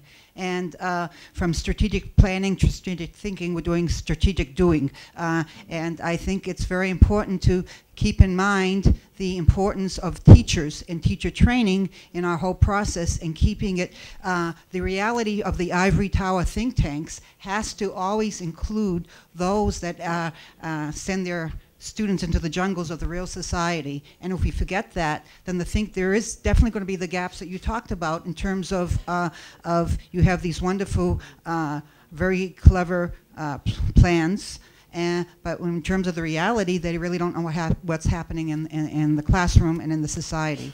So I think it's always important to keep in mind that when we establish these think centers. You don't have to ask why the teachers, it has to be the teachers. It has to be those that are responsible for training the next generation of our citizens, of our leaders. And if they're excluded from this whole process, then it's going to be filled with all these challenges that you're talking about, all these unexpected consequences. You have to make it real.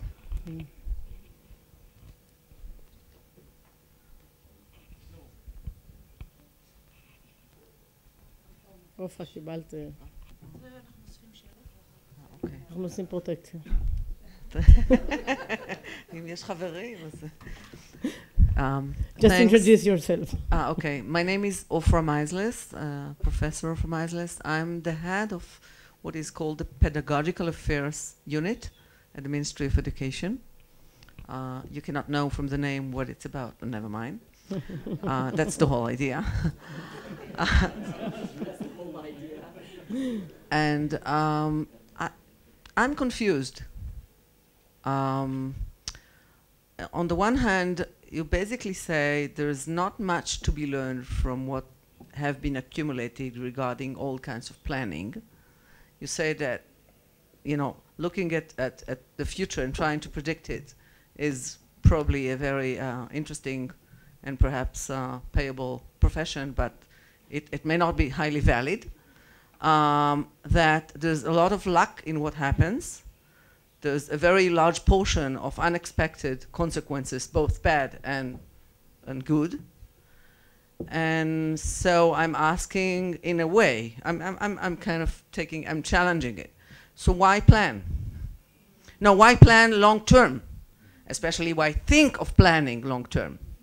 If anything happens, a lot of things have to do with what becomes very crucial at a certain point, the intuition that goes into things, most of the research that is usually very specific to a specific historical area and specific culture and specific etc. I'm asking it, being a researcher, okay, and being in a position of needing high quality evidence-based information, or a high quality information or any kind of research. And I really ask it because I'm really at the point that I'm asking myself, should I invest in asking these planning questions or work on my intuition? Thanks. I think we should take this question and then maybe these questions and then go for the next round, okay? So this is a great challenge, whoever is ready to, but you have to. לא, יש לך כוחות שלוש, ניקח. Sorry. Yeah. No, I think I don't remember. I'm at an age where I'm not going to remember all the questions. I'll respond to the teacher question. I'll try to respond to your provocative comment. Teachers, learning is about instruction and students. It's an exchange at a very micro level. And at least in the way education is being delivered for most students in most of the world, that still is an interpersonal interaction between a human being, a teacher, and another human being, a student.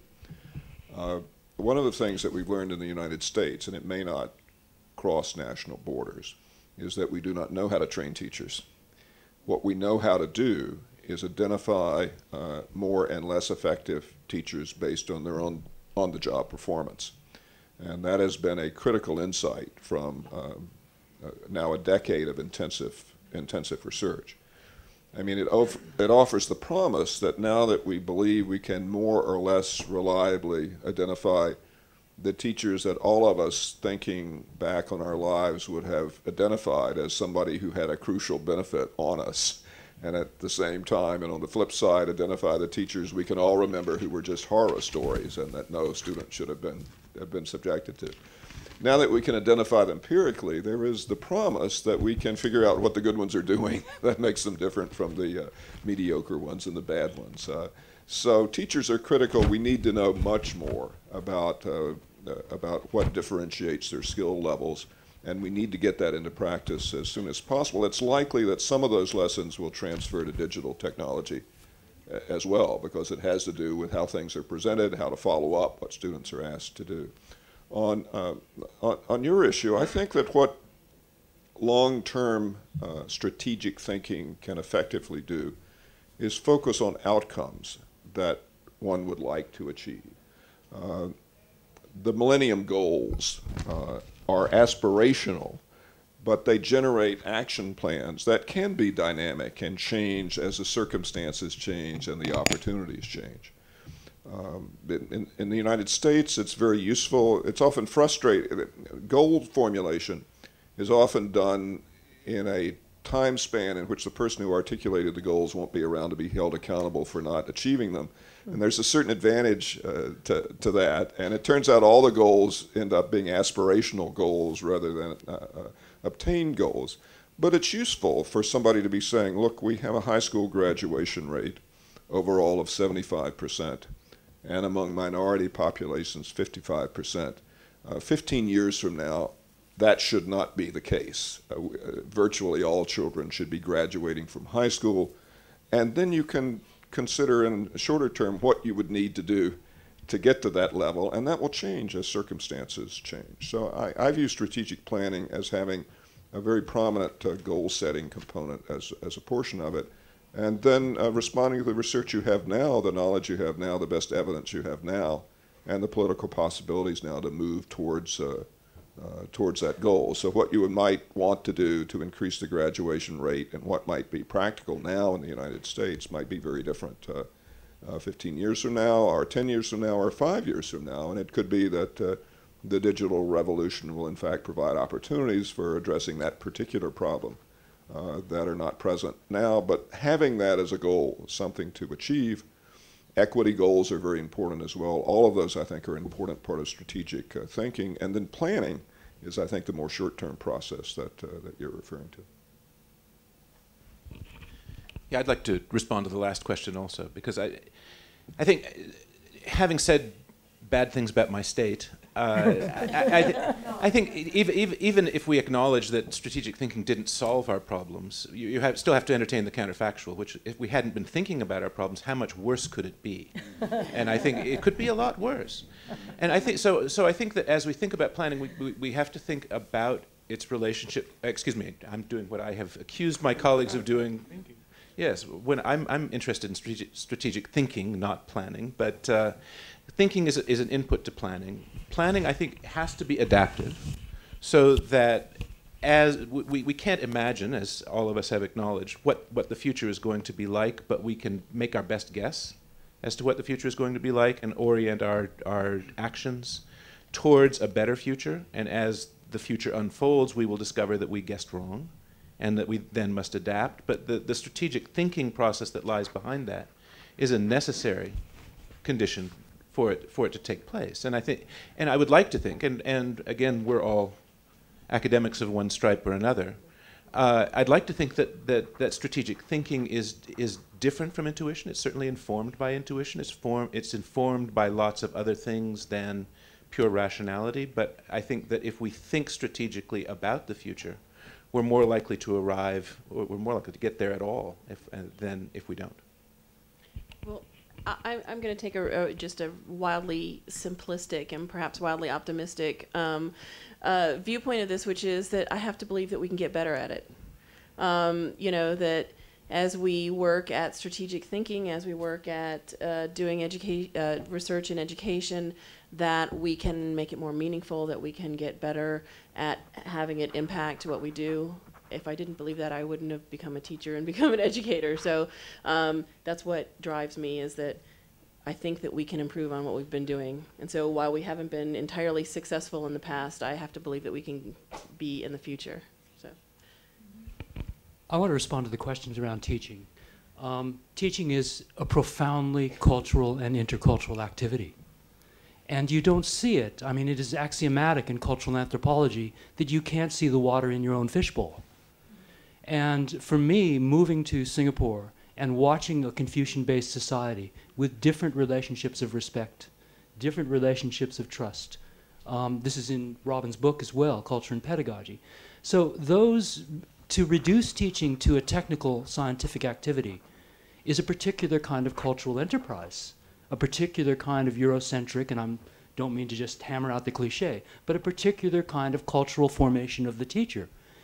The dialectic, the problem in China, the problem in Singapore right now is how do you retain a Neo-Confucian respect for your elder and some degree of filial piety without moving towards a more dialogic critical exchange. And that is a cultural balancing act. I would argue that all teaching is intercultural. What I've learned working with Aborigines for the last 4 years is that empirically, Russell Bishop, my colleague who works with Maoris in New Zealand, can demonstrate that if you cannot get the intercultural relationship right, you can be as good a pedagogue or a technical curriculum artist as you want, and the kids will not engage. So I think, given that the complexity of the problem that your minister mentioned, that I've learned about in the last 3 days, is a profoundly intercultural one here, of moving from the assumption of a monoculture to engaging with increasing multiculture, and a complex multiculture, the new teacher will have to become an intercultural broker and agent who is in fact engaged in a whole range of intercultural negotiations and hybridizations. Any of you want to? Yes, I'm afraid it's the futures issue again, or the question about the provocative question about if the future is unknowable and if it's all a matter of luck and if most consequences are unexpected, what's the point? The point is that you're planning ultimately for the better society, isn't it? You're planning for the good society, an equitable and sustainable world, and individuals who are fulfilled and productive, and so on. And I think there are, in history, governments which have tried to do that. I mean, outside the sphere of education, in the UK, a government just emerging from a devastating war under the premiership of Clement Attlee, planned something incredibly revolutionary for those times, which was a national health service, free at the point of delivery for every individual, every individual society, regardless of their economic circumstances. And it is, of course, now a vision which people of a certain political persuasion get very angry about indeed, especially in the United States. But nevertheless, it has served Britain very, very well indeed, and it has been a remarkable contributor to social progress in our country. So it is possible. I took that example outside education. I mean, another might be the establishment in the 1960s, or the attempt to establishment, because it was ultimately doomed for political reasons, to establish a common system of schooling with right of access for all, again, the same kind of mission, regardless of background, regardless of circumstances, driven by a vision of equity, which Britain really didn't succeed because of political circumstances in introducing, but Finland did, at least if Pasi Sahlberg is to be believed. And that is one of the reasons for Finland's success. You know, a common system of schooling which is valued and respected by all and achieves high standards for all. So there are some things we can escape from the futurology game, but we can say there are some things which we hold dear, there are some long-term things which we'll strive for. And I've given two examples, two from Britain, one which did deliver, I think we all agree, and one which hasn't delivered, sadly.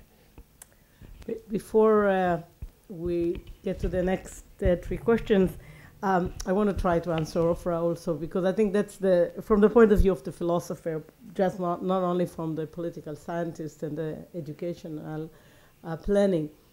I think, and we've seen it through the answers, that planning actually is a discourse about ideology. It's about a better world, not in the sense of how do we get there, what do we want to avoid and what do we want to achieve.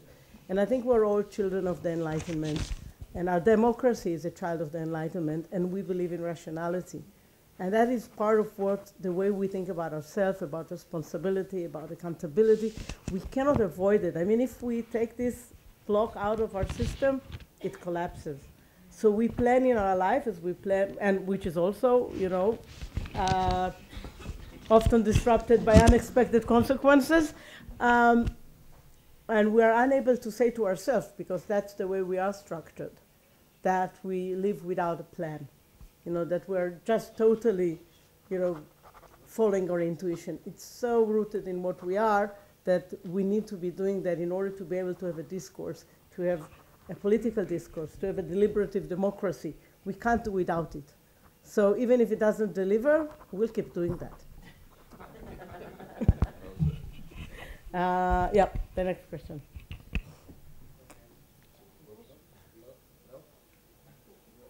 Hello. Oh. I'm David Dunitz from the Heschel Center for Sustainability in Tel Aviv. I want to bring the world back into the conversation.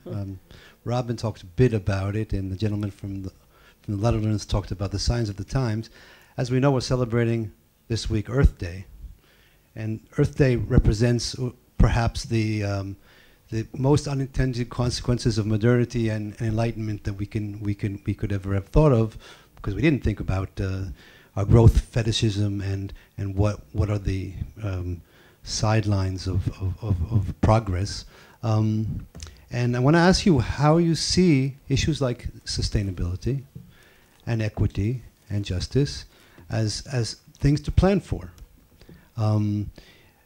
Aren't we supposed to, in the classroom, address issues of inequality? Aren't we supposed to create a citizenship that's critical of consumer culture? Where do those things fit in? Thank you. There was a question up there, and then a question here.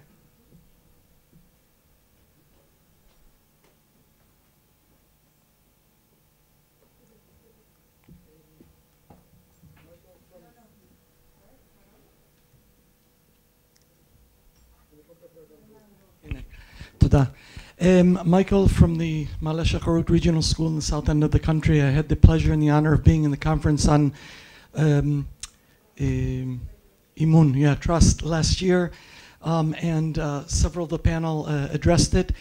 During the course of your speaking today, you talked about the various echelons of the educational system, from the school teacher, the principal, the local government administration, until the central authorities. And you made the distinction between strategic thinking and strategic planning. I want to bring that all back down to the issue that was raised about participation in the different levels. I'm very curious to what you think, in addition to the question that was brought up earlier. Is there any value whatsoever in training teachers, principals, local government officials in either strategic thinking or strategic planning? We have to remember those things are learned skills. We weren't born with them. And when we talk about engagement in the system and trust, is it really possible when there's no place in the system of training educational personnel in strategic thinking at all? And what does that do to our students? Thank you. Okay, the last question here, and then we will do a quick round before we end.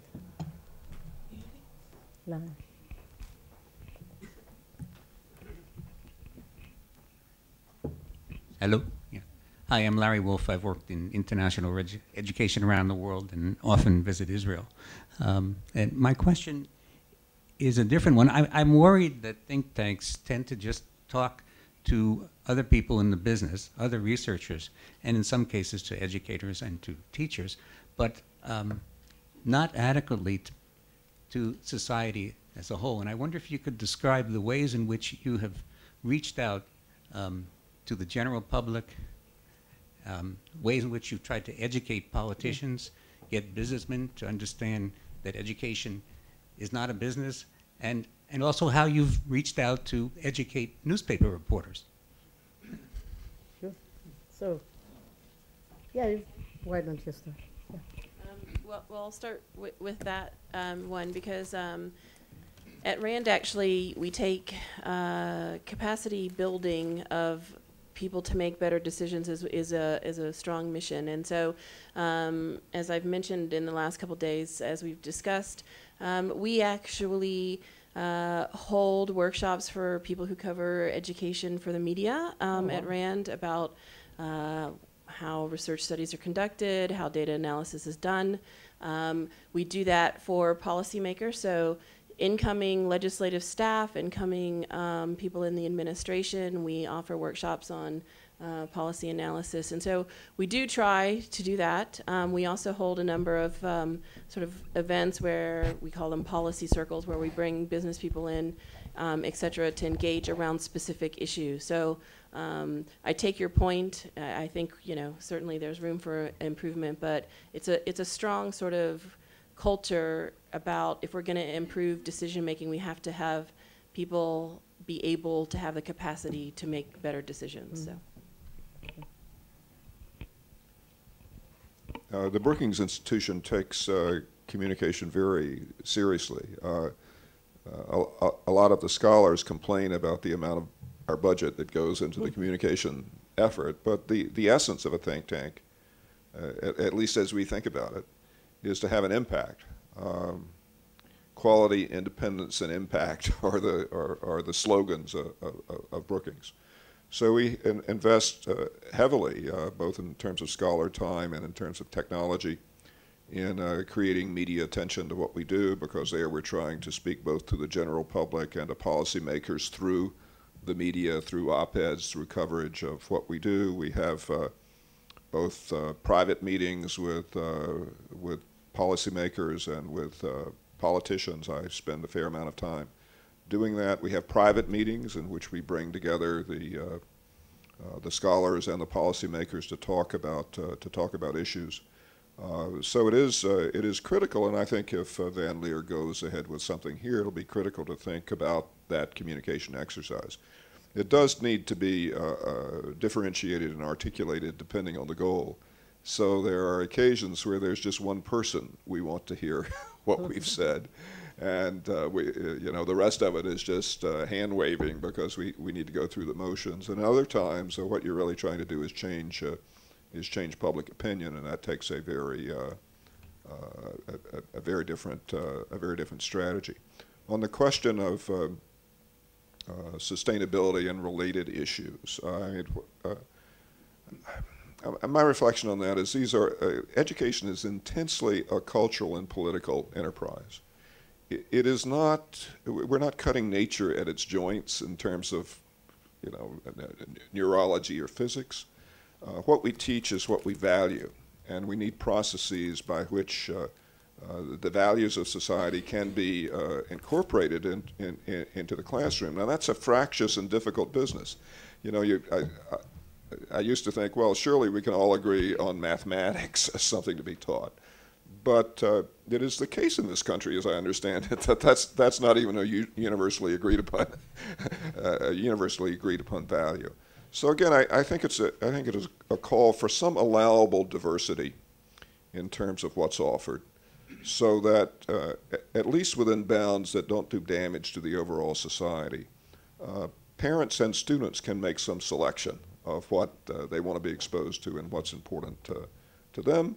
And again, when the cultural values are clear, I think it's very important that the fusty and immobile traditional education system not be fusty and immobile, be allowed to change pretty quickly to incorporate new teaching. But whenever you're talking about value-based subject matter in a politically diverse and fractious society, certainly the U.S. is such a place, it's difficult to do that. And so the tendency is to be safe and to leave out all the material that anybody would kick up a lot of dust about. And there's certainly a huge risk factor associated with that decision as well. Thank you. Just adding to that, in the case of value-based subjects, I would prefer that the school and the team would decide themselves if they want to teach on justice or sustainability. And the other thing is very practical. In our country, in the Netherlands, if the national government would take sustainability or whatever other interesting item and put it on the curriculum, schools and teachers would complain that, oh, there's another task being laid upon by the national government. We're not going to perform that. So there are many people coming to the ministry and saying, we have this interesting subject. Could you place it on the curriculum? And I'm saying, Well, I would prefer, and I would you to prefer, a bottom-up strategy. Look for schools who are willing to take it up, and if it's proven valuable, other schools will take it up also. I would advise a bottom-up strategy. But is it possible to train teachers and school leaders in strategic thinking? My intuition would be that strategic thinking you learn by doing. So I would have fellowships and that kind of possibilities in a center for strategic thinking, and inviting school leaders and teachers to come here and to be a fellow for a certain period and just do strategic thinking and not be trained or learn. I think you cannot learn it, you must just do it. I want to respond to the question about social justice and equity here. It's very dangerous for all of our systems to put our hands over our hearts and say multiculturalism, gender equity, social justice, inclusion, and then go off and pursue conflicting agendas. In the last 4 years, we've been working with 179 schools, an empirical study of Aboriginal education. And we've used the social philosopher Nancy Fraser's categories of social justice to begin explaining the results that we found in a path analysis of their attempts to reform. We found 3 distinct approaches or elements to equity that were being pursued in schools. And they were redistributive social justice. That is, schools are engaged, and many of us on the stage are engaged in redistributing conventional social goods. That is, increasing test scores, closing the gap on conventional matriculation, getting attendance rates up, etc. And we define that as redistributive social justice following Fraser. At the same time, schools dealing with Indigenous kids are engaged in recognitive social justice, recognition.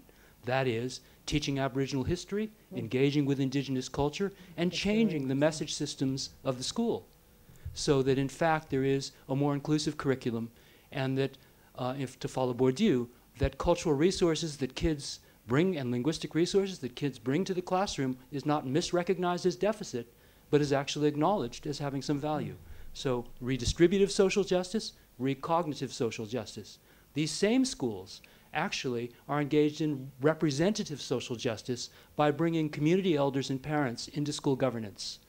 Now the interesting thing is, guess what? In our data at least, we found that the recognitive doesn't necessarily lead to better test scores.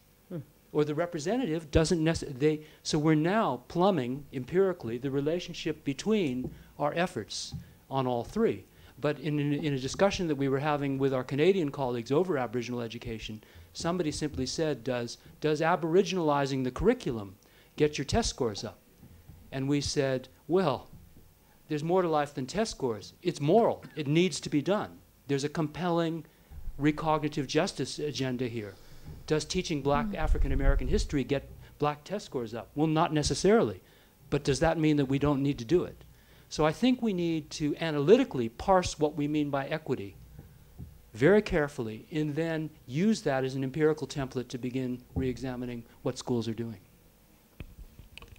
I'll try and say something about each of the questions. In respect of Earth Day, in relation to what I said earlier, you would expect me to agree with you, and I do fundamentally. The Cambridge Primary Review built sustainability into its aims, fundamental aims for education, but also into its model of the curriculum, as it did equity and social justice. In relation to citizenship, there are 2 approaches currently being paraded in the UK. One of them is citizenship as telling children about the workings of government, which is a sterile occupation. It's also a mendacious one, because government fundamentally doesn't work that well. The other is what you do in classrooms. And there was a big study by EPI, which is a research group, looking at all the evidence on building capacities for citizenship, which showed that if it starts in the classroom as a way of conducting relations between teachers and children, and among children themselves, that's the way, that's the route to a real understanding of citizenship, but not only that, to genuine participation in democratic society. So that's where it starts. And in relation to that, the second point is, of course, the question was, is there any value in teachers and principals engaged in strategic thinking? They do, already. They have to. They have to think at the very minimum in terms of a school year. and hopefully a lot more. And of course they should be engaged in strategic thinking, and of course they should join the wider conversation about strategic thinking in relation to the education system. The third question was about think tanks, and I understood you to make actually, the question was posed in a very concrete way about what the various agencies in which we've been involved have done to reach out to the community. In relation to my own review, the Community Cambridge Primary Review, we had what were called national soundings, where we held meetings with a huge range of national organizations, professional, political, religious, community groups and so on. But then in addition to that, and I'm sorry, colleagues, I've mentioned this before, we undertook what we called our community soundings. So we traveled around the country and we spoke to 87 different groups from the following constituencies: teachers, principals, teaching assistants, which is a particular category we have in the United Kingdom, school governors, school governing bodies, local authorities, community voluntary groups, religious and faith groups, and agents of the law. So we spoke to solicitors, barristers, and the police. And they spoke freely and frankly to us in relation to the aims and themes we'd identified for our review. And on the back of that, we then published our very first piece of work, which was called Community Soundings, soundings being a nautical term. And it was a hugely important piece of work to really set the tone for the rest of our inquiry. Logistically, it's very tough. I mean, it was a colossal enterprise, and in its own right, never mind the rest of the work which we did, but it can be done. But it was enormously valuable, because we, throughout the rest of the work, we would say, do you remember that group of children we spoke to in Birmingham, or where it happened to be? Or the group of travellers' children, Roma Gypsy traveller children that we spoke to in Cornwall, or their parents, who talked about the way they were excluded from school by teachers and by the system. And that gave a real level of concreteness to everything that we did subsequently. So I agree with your basic premise. You must keep your feet on the ground. You must talk to all the constituencies involved in education, not just to policymakers. Any more comments? Thank you very much. It was a great pleasure to host you here. Thank you for the audience. Thank you.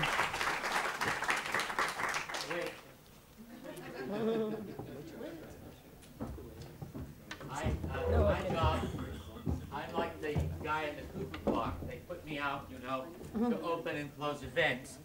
And so I'm going to make 3 quick remarks in terms of what I've heard, and then I'm going to say a few ceremonial words. First issue we face as a society is uniformism versus pluralism. And the birth or development of the nation state was based on the idea of a homogeneous existence for everybody. Now, we have heard about particularism as a value, but I would submit to you that it's a question of what kind of state do you have, and do you have a strong, secure state? In Australia, there's no question that you can teach Aborigines Aborigine history. It's a moral obligation, but nobody is really thinking that the Australian state is threatened by such education. This is not a question. This is a question in Israel, and it's a question in Latvia, where almost 50% of the population are Russians, and consequently the ethnic Latvians are very interested in imposing their homogeneous education on the Russian minority.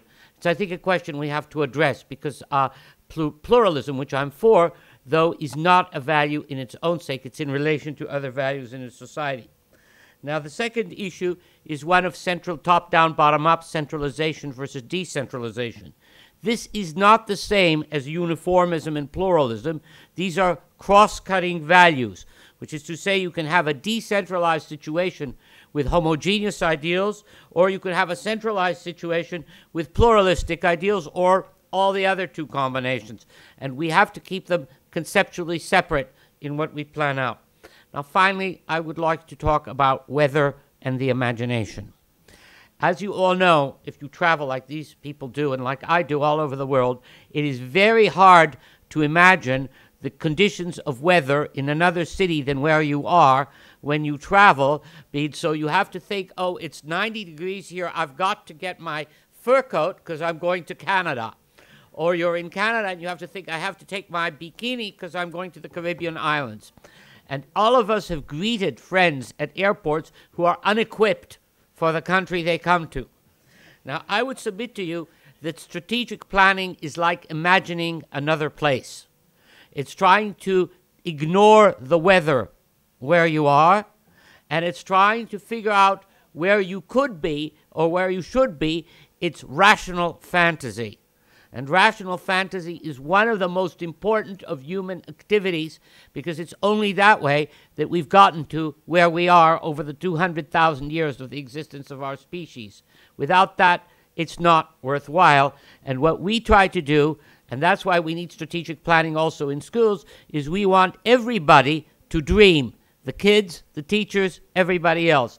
That I see as the fundamental purpose of education, is critical dreaming. So with that, I want to thank the team of the education unit for having put together what I have heard, and the little I attended, I saw to be a marvelous, stimulating, and original conference. I especially wish to thank Danin Bar for putting this all together. I wish to thank our guests from abroad who have really opened our minds, and I wish to thank you for listening to us and for thinking along with us about what could be. Thank you very much.